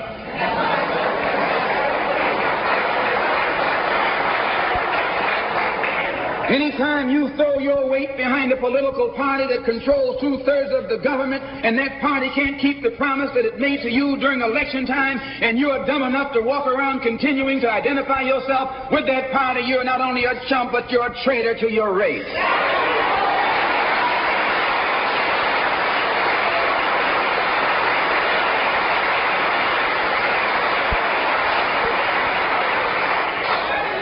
And what kind of alibi do they come up with? They try and pass the buck to the Dixiecrats. Now, back during the days when you were blind, deaf, and dumb, ignorant, politically immature, naturally you went along with that. But today, as your eyes come open and you develop political maturity, you're able to see and think for yourself. And you can see that a Dixiecrat is nothing but a Democrat in disguise. You look at the structure of the government that controls this country. It's controlled by 16 senatorial committees and 20 congressional committees. Of the 16 senatorial committees that run the government, 10 of them are in the hands of Southern segregationists. Of the 20 congressional committees that run the government, 12 of them are in the hands of Southern segregationists. And they're going to tell you and me that the South lost the war.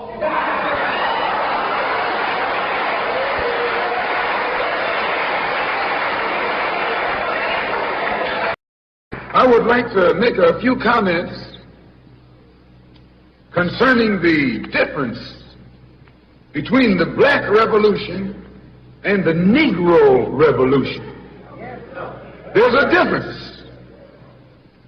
Are they both the same? And if they're not, what is the difference? What is the difference between a Black Revolution and a Negro Revolution? First, what is a revolution? Sometimes I'm inclined to believe that many of our people are using this word revolution loosely, without taking careful consideration what this word actually means and what its historic characteristics are.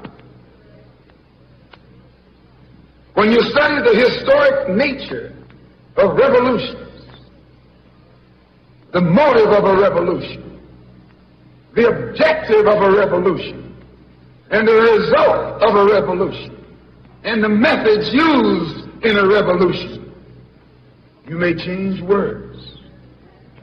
You may devise another program. You may change your goal, and you may change your mind. Look at the American Revolution in 1776. That revolution was for what? For land. How was it? Why did they want land? Independence. How was it carried out? Bloodshed. Number one, it was based on land. The basis of independence. And the only way they could get it was bloodshed. The French Revolution. What was it based on? The landless against the landlord. What was it for? Land. How did they get it? Bloodshed. Was no love lost. Was no compromise. Was no negotiation. I'm telling you, you don't know what a revolution is. Because when you find out what it is, you'll get back in the alley. You'll get out of the way.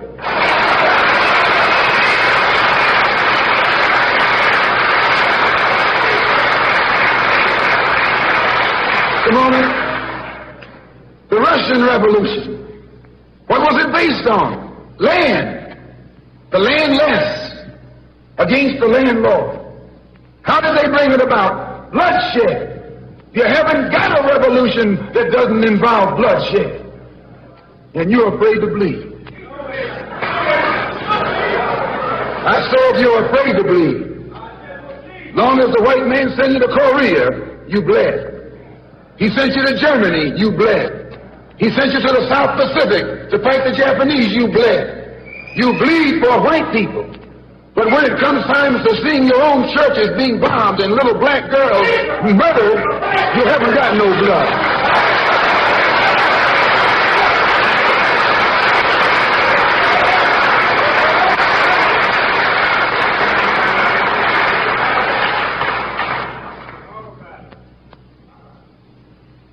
You bleed when the white man says bleed.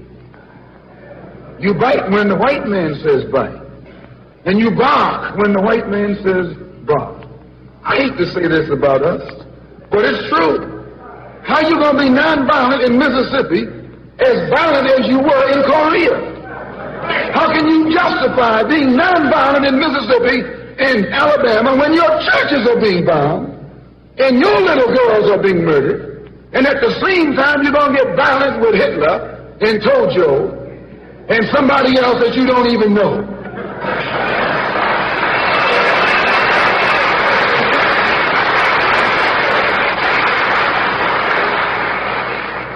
If violence is wrong in America, violence is wrong abroad.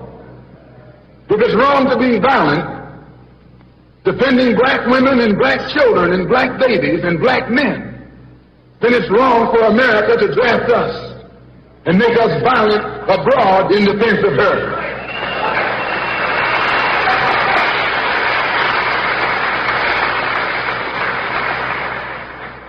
And if it is right for America to draft us and teach us how to be violent in defense of her, then it is right for you and me to do whatever is necessary to defend our own people right here in this country.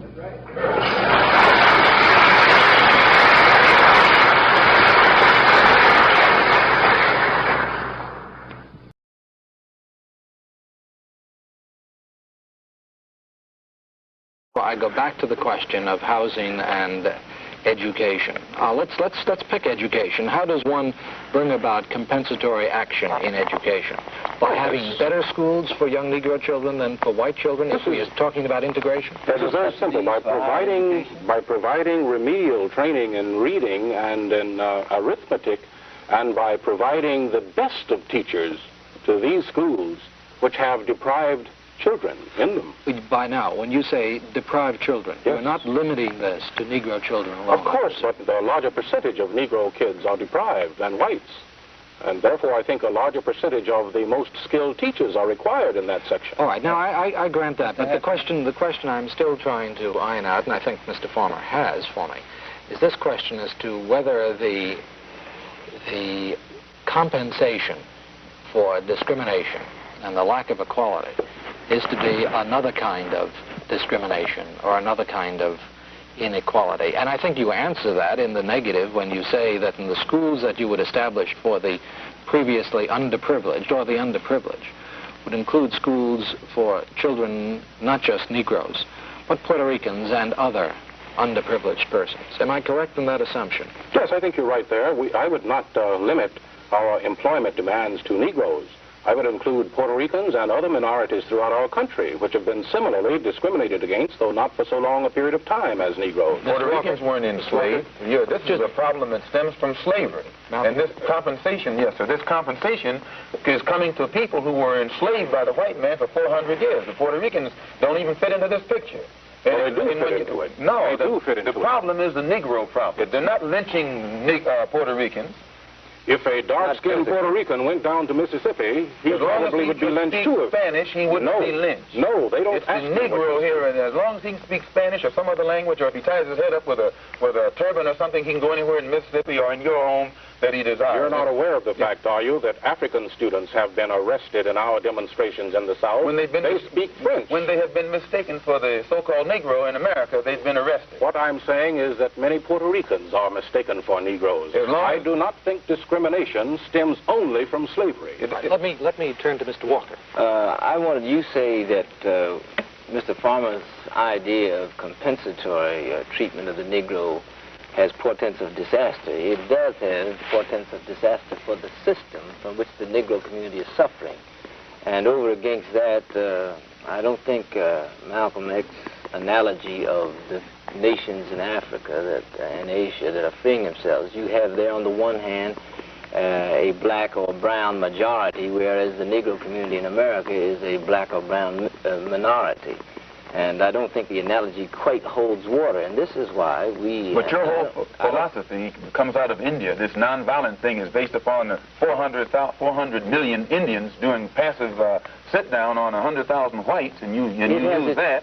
Well, in this country, you're still a minority, yet you're going to use tactics that was used by a dark minority in another land. I think this shows how little you know about nonviolence, because Gandhi began his campaign among the Indians in South Africa, who are a minority. And they're still they're still a minority, and they still have the problem. But Gandhi's fame came from having gotten freedom for the people of India from the English, and he used non-violent methods, which means you have a great big dark elephant-type creature sitting down on a little white mouse. But here in America, you have a little black mouse trying to pull a sit-down, non-violent tactic on a great white elephant. Mr. Chairman. Go ahead, just for a minute, and then I'll exercise non-violent methods to enforce a break. Just go ahead. Nonviolence is more effective when you have large numbers of people. That is what we've found out in Birmingham. It's what we've found out all over North Carolina. What did you gain in Birmingham? Now, wait a minute. Let me tell you what we've gained in North Carolina. What did you gain in Birmingham? Let me tell you what we've gained there. He can answer that.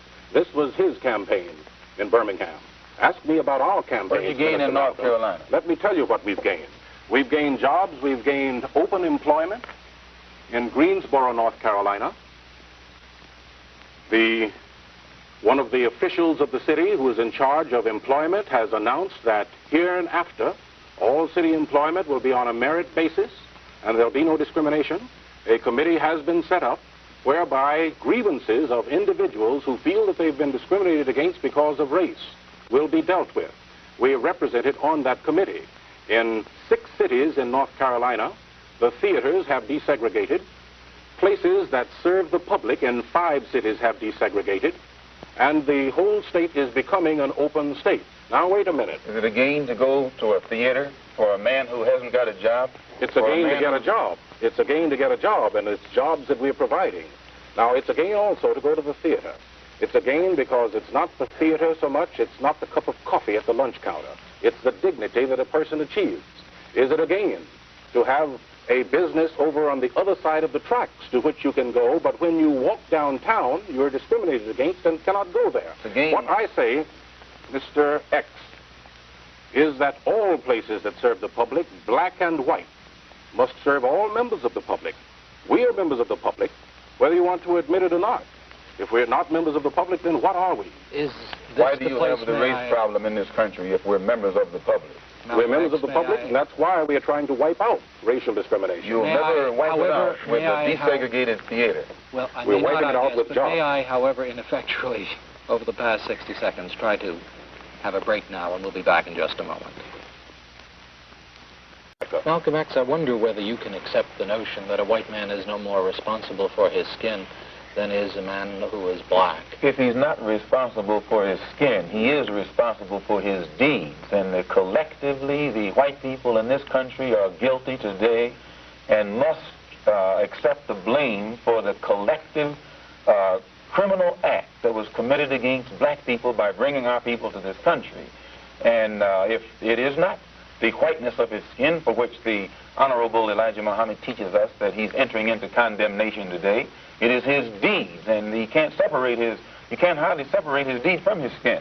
The country that has been established here has been established by white people for the benefit of white people. The economic system, the political system, the educational system of America has been set up primarily for the benefit of white people. Our people were brought here in chains, forcibly, not on the Mayflower, but in slave ships, to add to the American economy, and we've been exploited politically, economically, and otherwise ever since. And many of these same white people, Malcom X, are attempting now to change that structure, to change what it is that you say. I think that there are very few, there is no one at this table, and there are very few people I know who would deny the validity of much that you describe, but the potential for the future, the potential not for the distant future, but for the here and now. And I turn to Mr. Walker and ask him whether in his own activities in the South now, which is so real, and have achieved certain things, whether they haven't been achieved, these achievements haven't been please. I meant to have said it earlier, but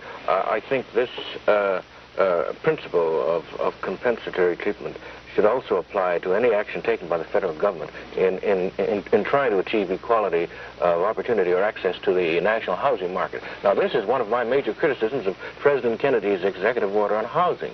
It applies only to housing to be built from the date of the order and future federally financed housing, whereas to give the Negro people of this country a fair break and really a chance to get into housing and to get out of ghettos, he should have included all housing that had been constructed with public funds. That's right. All federally financed housing should have been included, but he didn't.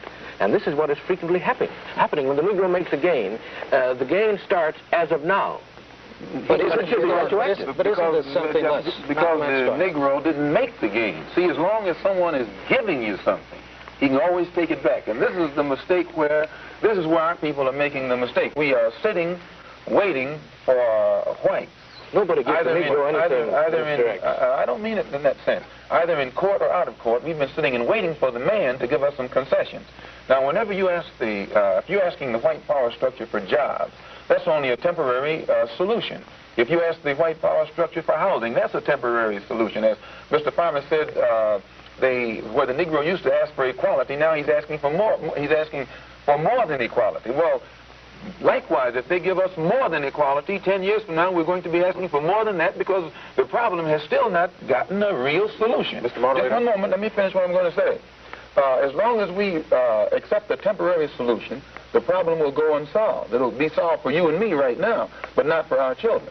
If the black nations in Africa, most of which have a less number of educated Africans than exist among black people in this country, yet they can establish their own independent nations and try and create a future for their people, then Mr. Muhammad says, here in America, there are enough black people who profess to be educated, and when all of this with all this talk about equality with the white man, if we're equal with the white man, why can't we separate from him and set up our own government and go for ourselves and solve our own problems? Mr. Farmer, if we can stick for a moment to this notion of compensatory action, and it just seems to me, and I don't want to pursue this further, but it just does seem to me that the president isn't denying the validity of the action, of mass demonstration, of what has taken place on the part of your movement, Mr. Walker, your movement, Mr. Farmer, but rather is saying this must now be institutionalized, which is what I should imagine you gentlemen would want. But you can't compare the revolt of farmers with the revolt of black people in this country, because if the farmers are revolting over more or less corn, which is in no way involves the Constitution or what this country is supposed to stand for, but the black man in this country is supposed to be getting freedom. The country is supposed to be based on that. democracy, freedom, justice, equality, and all that stuff that they teach us in school. And now, why should the black man have to go to court to get freedom when a white man in this country is free when he's born? Why should the black man need some legislation to prove that he's a human being when you don't need any legislation to prove that whites are human beings? So I make this point because, to come right back to my initial statement at the outstart of the program, you will never get real freedom and recognition between black and white people in this country without destroying the country, without destroying the present political system, without destroying the present economic system, without rewriting the entire Constitution. It'll be a complete destruction of everything that America supposedly stands for before a white man in this country will recognize a black man as something on the same level with himself. And this is why the Honorable Elijah Muhammad teaches us that the best way to solve the problem is complete separation. Let the black man, those of our people in this country who want to, have a country of our own where we can go and stand on our own feet and solve our own problems and not have to continue going to court or waiting for some politician to legislate for another 100 or 2 years to prove that we're human beings. Mr. Moderator, I've discussed this with Minister Malcolm before, and after seeing Mississippi and Alabama close up, I'd be glad to give him those states if it were within my power to do so. Yet, as I think I've said before, Minister Malcolm, as I've said before, Minister Malcolm, the thing that bothers me about your idea of a black nation within a nation, presumably, if it can be affected then, is that if the white man hates us as much as you say he does, what a target it makes if we were all together. All right. His deeds. Okay, well, now let's see. Okay, if he hates us that much, then I would hate to be all gathered in one place. I'd rather be dispersed throughout this nation. He could drop one controlled atom bomb and wipe us out. He could strangle us with a net of... He's wiping you out. He could strangle us. May I finish? He certainly did.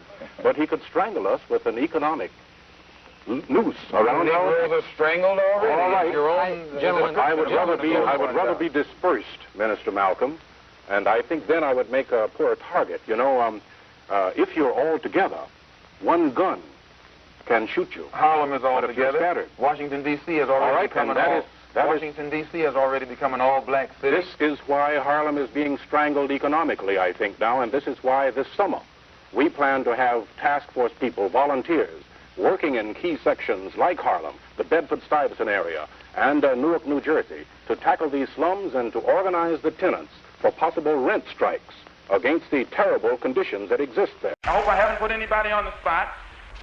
I'm not intending to try and stir you up and make you do something that you wouldn't have done anyway.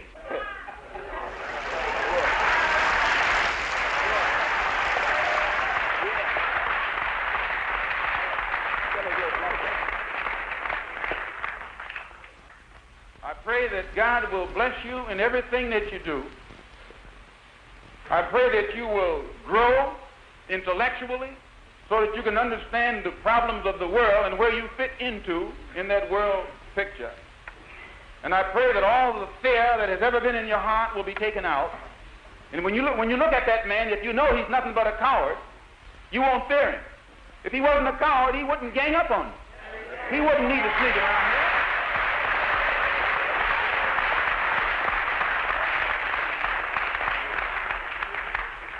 This is how they function. They function in mobs. That's a coward.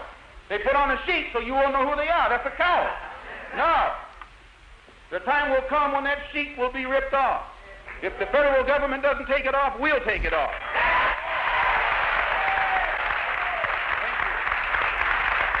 Referring to President Kennedy, I believe you call him a trickster? He has to be a trickster. Even if he's the president, that doesn't stop him from being a trickster if he's making tricks. Anytime a man running for president tells Negroes what he's going to do for them when he gets in office, and after he gets in office, he has time to do something for everybody else except the people that put him in office, he tricked the people who put him in office. He has the time to take a stand against U.S. Steel, against Castro, against Khrushchev, against Laos and South Vietnam and all these other places all over the world. But when it comes to time to correcting the injustices that are being inflicted against Negroes in this country, Kennedy sits up there like Nero. He's fiddling while Birmingham is burning. Malcom X, I want to talk with you briefly about your affiliation with Cassius. How long have you known him? About 3 years.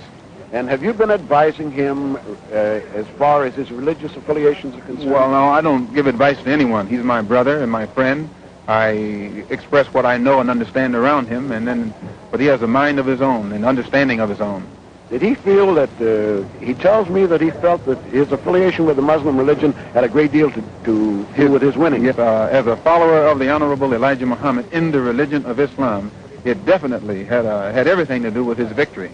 It gave him the confidence that was necessary to be the winner.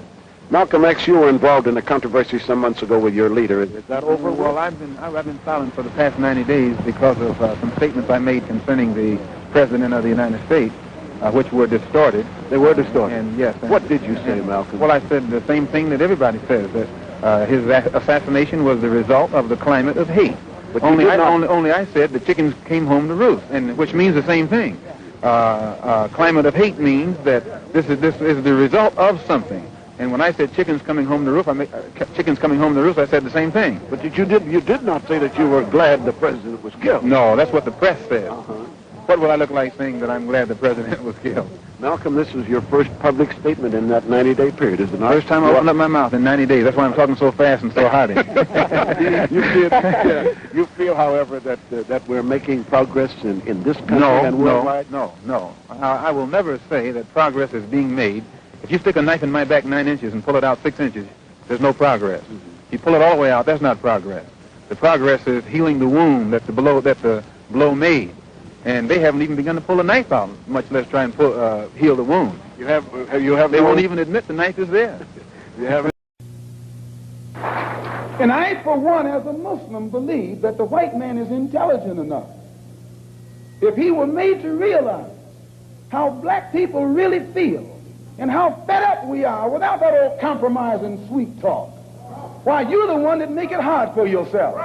The white man believes you when you go to him with that old sweet talk, because you've been sweet-talking him ever since he brought you here. Stop sweet-talking him. Tell him how you feel. Tell him what kind of hell you've been catching, and let him know that if he's not ready to clean his house up, if he's not ready to clean his house up, he shouldn't have a house. It should catch on fire and burn down.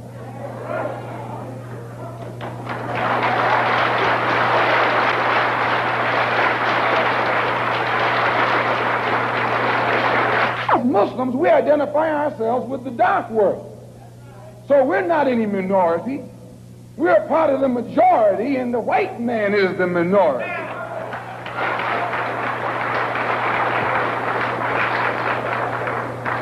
You have to know this to understand us. We don't think any odds are against us. We don't fight a battle like the odds are against us. Why, the whole dark world today is in unity. It's one. If you don't think so, look at the United Nations. When the dark world votes, they vote as one. They get in the colonialists out of Africa and out of Asia, telling them to get out. They don't have any nuclear weapons, but they got a solid, united voice, and their unity alone is sufficient to drive the oppressor and exploiter of their people out of their own country. You and I need to learn a lesson from that right there. In the UN, the dark world consists of Buddhists, Hindus, Shintoists, Taoists, Christians, Muslims, everything. But they're together. They forget their religious and political differences. They think as one. They move as one against a common enemy. And out of Algeria, he's going. Don't think he's not going. He's going. They're getting him out of Angola, out of Tanganyika, out of Angola, out of Uganda, out of Kenya. He's going from South Africa too. He hasn't got long to be there. All over this earth, dark people who have been oppressed and exploited by those who are not their own kind, strangers, are coming together to get the oppressor off their back. You and I learn a lesson from that. We are oppressed. We are exploited. We are downtrodden. We are denied not only civil rights, but even human rights. So the only way we're going to get some of this oppression and exploitation away from us or aside from us is come together against the common enemy.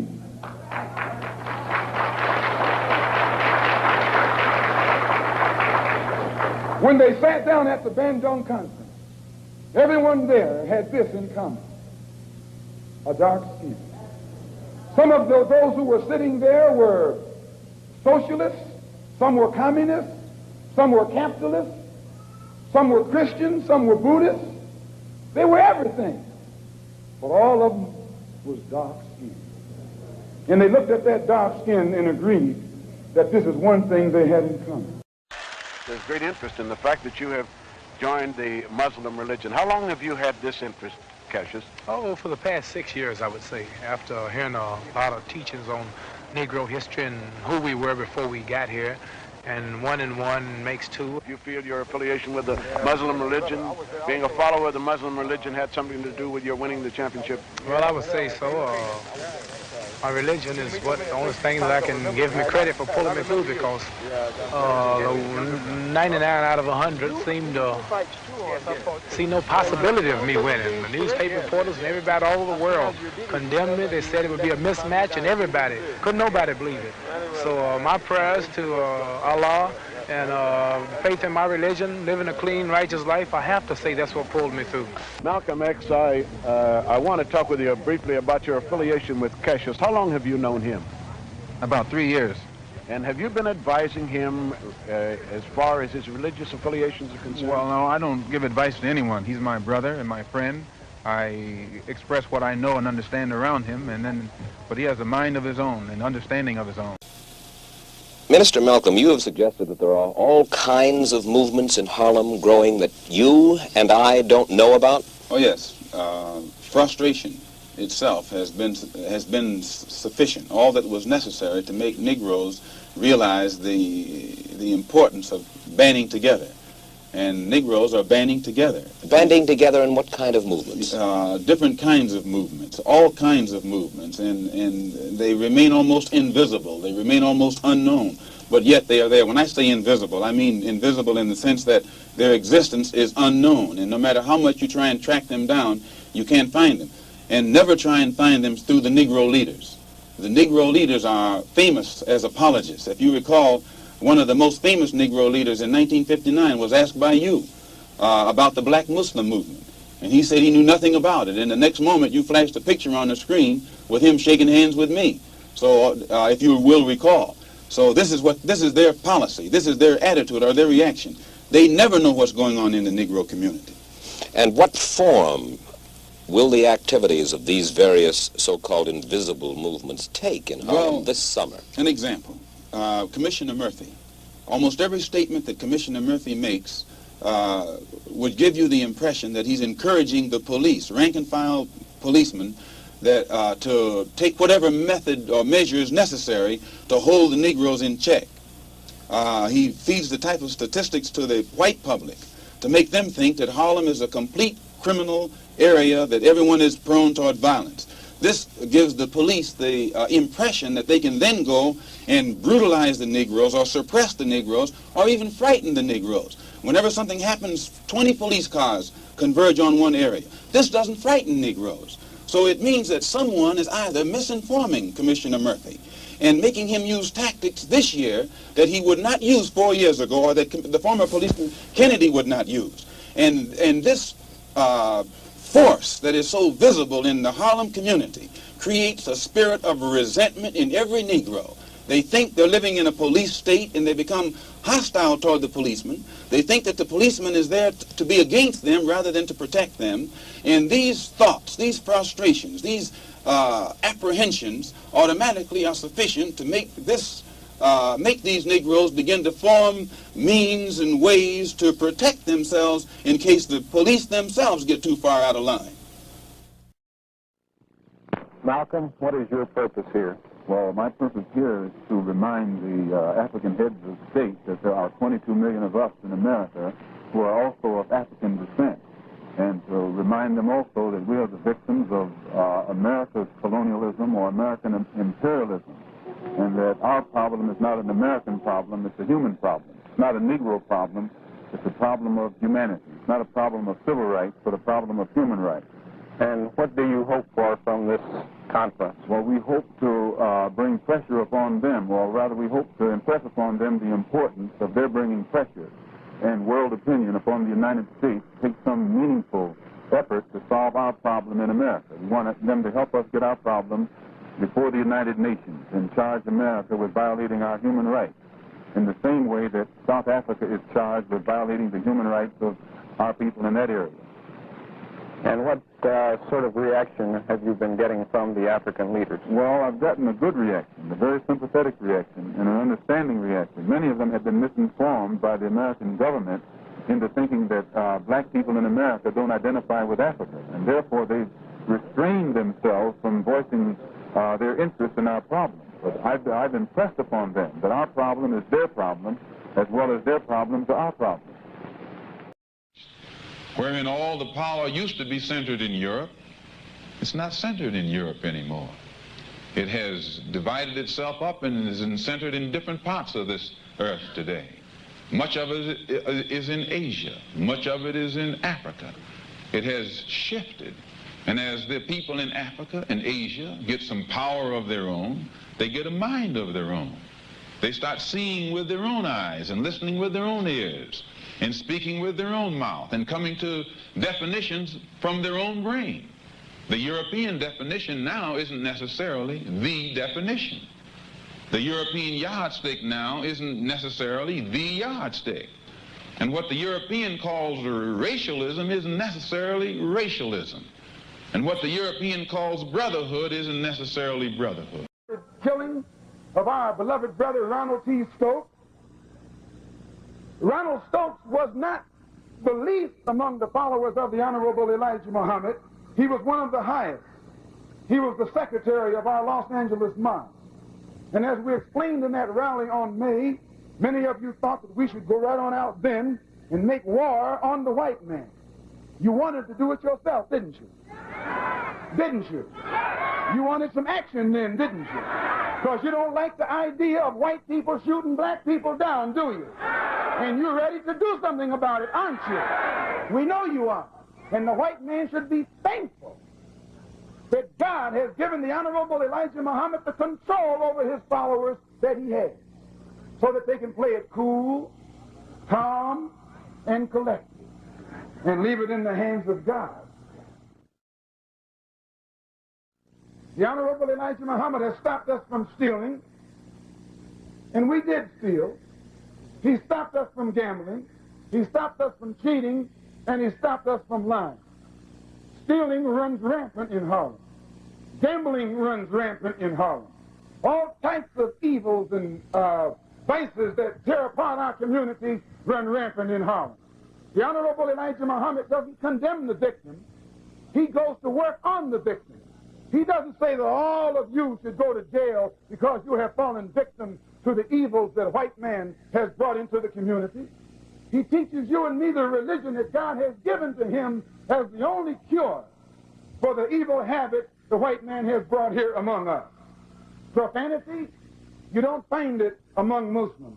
He stopped us from using profanity, from being boisterous, from being rude and loud, and encourages us to be courteous, mannerly, and to exercise discipline and respect for authority at all times.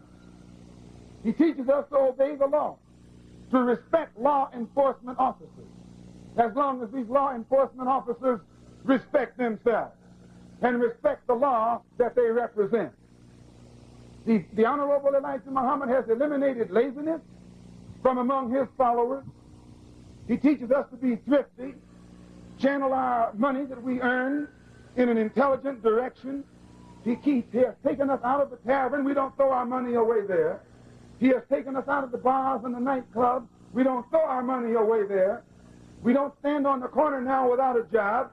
When you become a Muslim, he makes us get a job. He makes us go to work. He makes us exercise or exert energy in our own behalf. And all of this type of teaching that the Honorable Elijah Muhammad is doing among the black people in this country has been instrumental in producing a new type of people, a new thinking people, people with a new action, a new attitude, and a new behavior.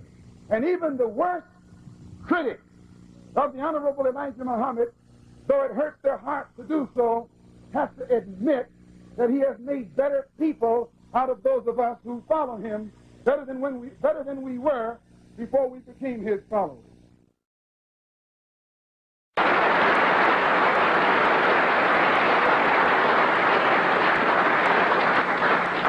Just one step farther to see am I justified in this stand.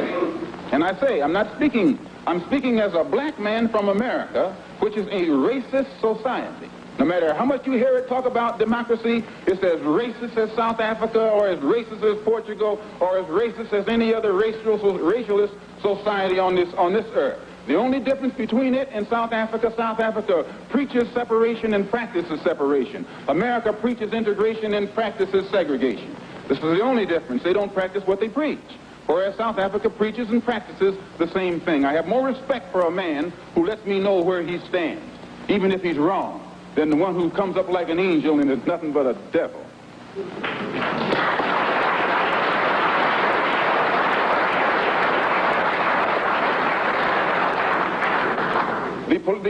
The system of government that America has consists of committees. There are 16 senatorial committees that govern the country and 20 congressional committees. 10 of the 16 senatorial committees are in the hands of Southern racialist senators who are racialists. 13 of the 20, this was before the last election. I think it's even more so now. 10 of the 16 committees, senatorial committees, are in the hands of senators who are Southern racialists. 13 of the 20 congressional committees were in the hands of Southern congressmen who are racialists, which means out of the 36 committees that govern the foreign and domestic direction of that government, 23 are in the hands of Southern racialists, men who in no way believe in the equality of man, and men who do anything within their power to see that the black man never gets to the same seat or to the same level that they are on. The reason that these men from that area have that type of power is because America has a seniority system. And these who have that seniority have been there longer than anyone else because the black people in the areas where they live can't vote.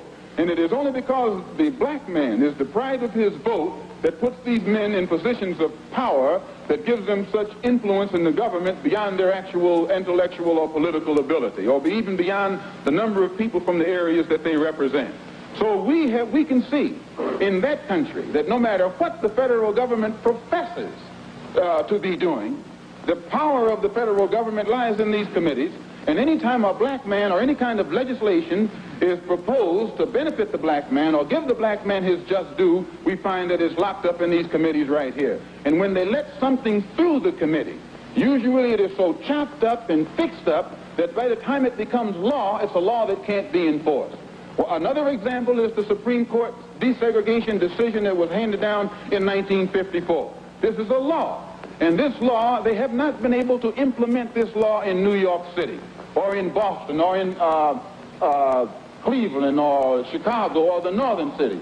And my contention is that any time you have a country, supposedly a democracy, supposedly the land of the free and the home of the brave, and it can't enforce laws, even in the northernmost cosmopolitan and progressive part of it, that will benefit a black man, if those laws can't be enforced or that law can't be enforced, how much heart do you think we will get when they pass some civil rights legislation which only involves more laws? If they can't enforce this law, they'll never enforce those laws. So my contention is that we are faced with a racialistic society, a society in which they are deceitful, deceptive, and the only way we can bring about a change is to talk the kind of language, speak the language that they understand. The racialist never understands a peaceful language. The racialist never understands the nonviolent language. The racialist, he's spoken his language to us for 400 years. We have been the victim of his brutality.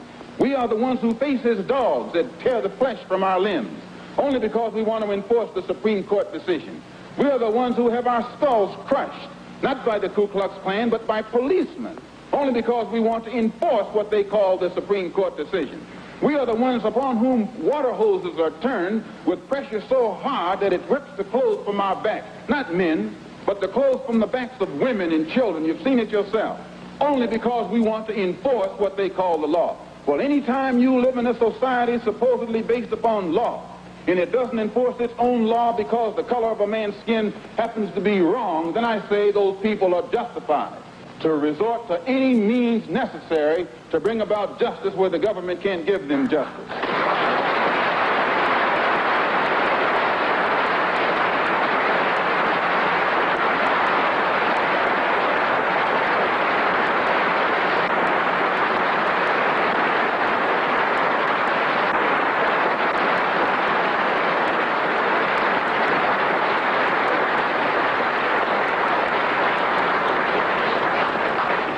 I don't believe in any form of unjustified extremism, but I believe that when a man is exercising extremism, a human being is exercising extremism in defense of liberty for human beings, it's no vice. And when one is moderate in the pursuit of justice for human beings, I say he's a sinner. And I might add in my conclusion, in fact, America is one of the best examples when you read its history about extremism. Old Patrick Henry said liberty or death. That's extreme. Very extreme.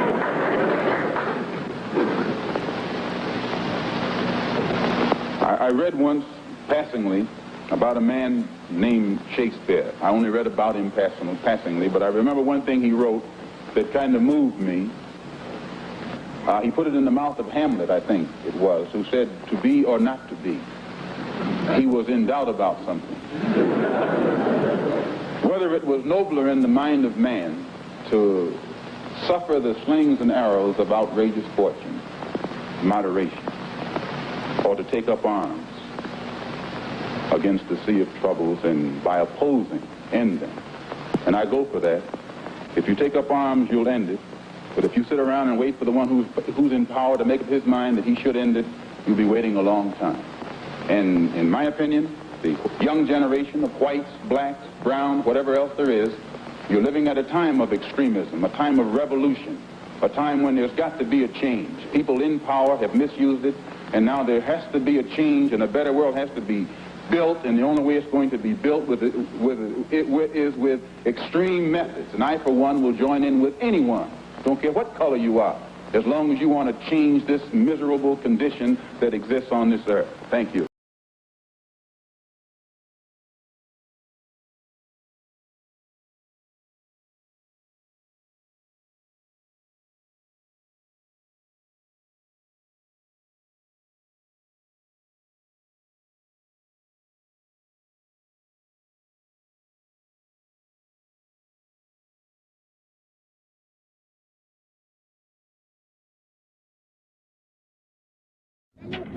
What do you think of Malcolm X's death? I know it was no accident. I know Mr. Muhammad, because from what I hear Malcolm X said the other night. Who do you believe is responsible for Malcolm X's death? The white power structure in America is behind it. They're quick to capitalize on by saying that one of his own kind did it, but they put it up to be done. What do you mean, the white power structure? The white power structure of America. They know they had more to gain by getting Malcolm X out the way than they had to buy and let him live. That's why I said. But what is the white power structure? Never mind. I just said the white power structure. You know the white race, don't you? Well, that's what I mean by it. In the last year, like Roy Wilkins said, he changed. He wanted to get along with the white people. But you people didn't want to get along with us. What do you think? Me? I'm not talking. Why not? I'm not talking. Because I know nothing. What does Malcolm X's death mean to you? What do you feel about it? What do you feel about me? What do you feel about it? It's a blow to every black people in the United States of America. Black. It's what? It's a blow, he said. It's a blow. Blow, he said. Yes. He says a blow to every black American, black people in the United States. That's what he was saying. Why is it a blow to you? Because he's a part of me. Because he looks like me. And his skin is me. He's a black man and I'm a black man. And he takes up a black man emancipation. That's right. That's He right. was a hero to me. He stood out among all black people. That's He right. showed the white man where it was at. Well, why was he a He got hero? respect. Why was he off it in Princeton and all these big white universities? Because they respected him too, the way I respected him. That's He meant right. something to me. That's why I'm down here. That's right. What's going to happen now, do you think? What's going to happen? You're going to get hurt. Your people, my people, it's going to be a whole lot of hurt before this whole thing is over. That's what I think. Because of this death. Whoever did it, Muslims or whoever did it, it's going to be a whole lot of hurt. They behind that. The white race. Who do you believe in? I don't believe the Muslims did it. Why would they kill another black man? Well, they killed Malcom X before. They had right killing him. He was for me, and he was for him. If you kill him, there's going to be more killing going on. That's right. Your color, my color. What did Malcolm X mean to you? He meant a great deal to me and my people. I'm sorry that a good man is gone. But the first I hear of it, I couldn't have cried anymore, I don't believe, if I had lost my mother. What did he mean to you? Can you tell me a bit more about it? He meant deliverance for my people. And I hope we all walk in the same footsteps as Malcolm X was walking in. Some people seem to feel that he meant deliverance by violence. Did you agree with that? No, I disagree. I think he meant as the things he said. If one wants to fight with bullets, then retaliate with the same. If you don't know anything but a gun, at that time, I feel we should know the same. But I don't hate everybody. In fact, I have no hate in my heart.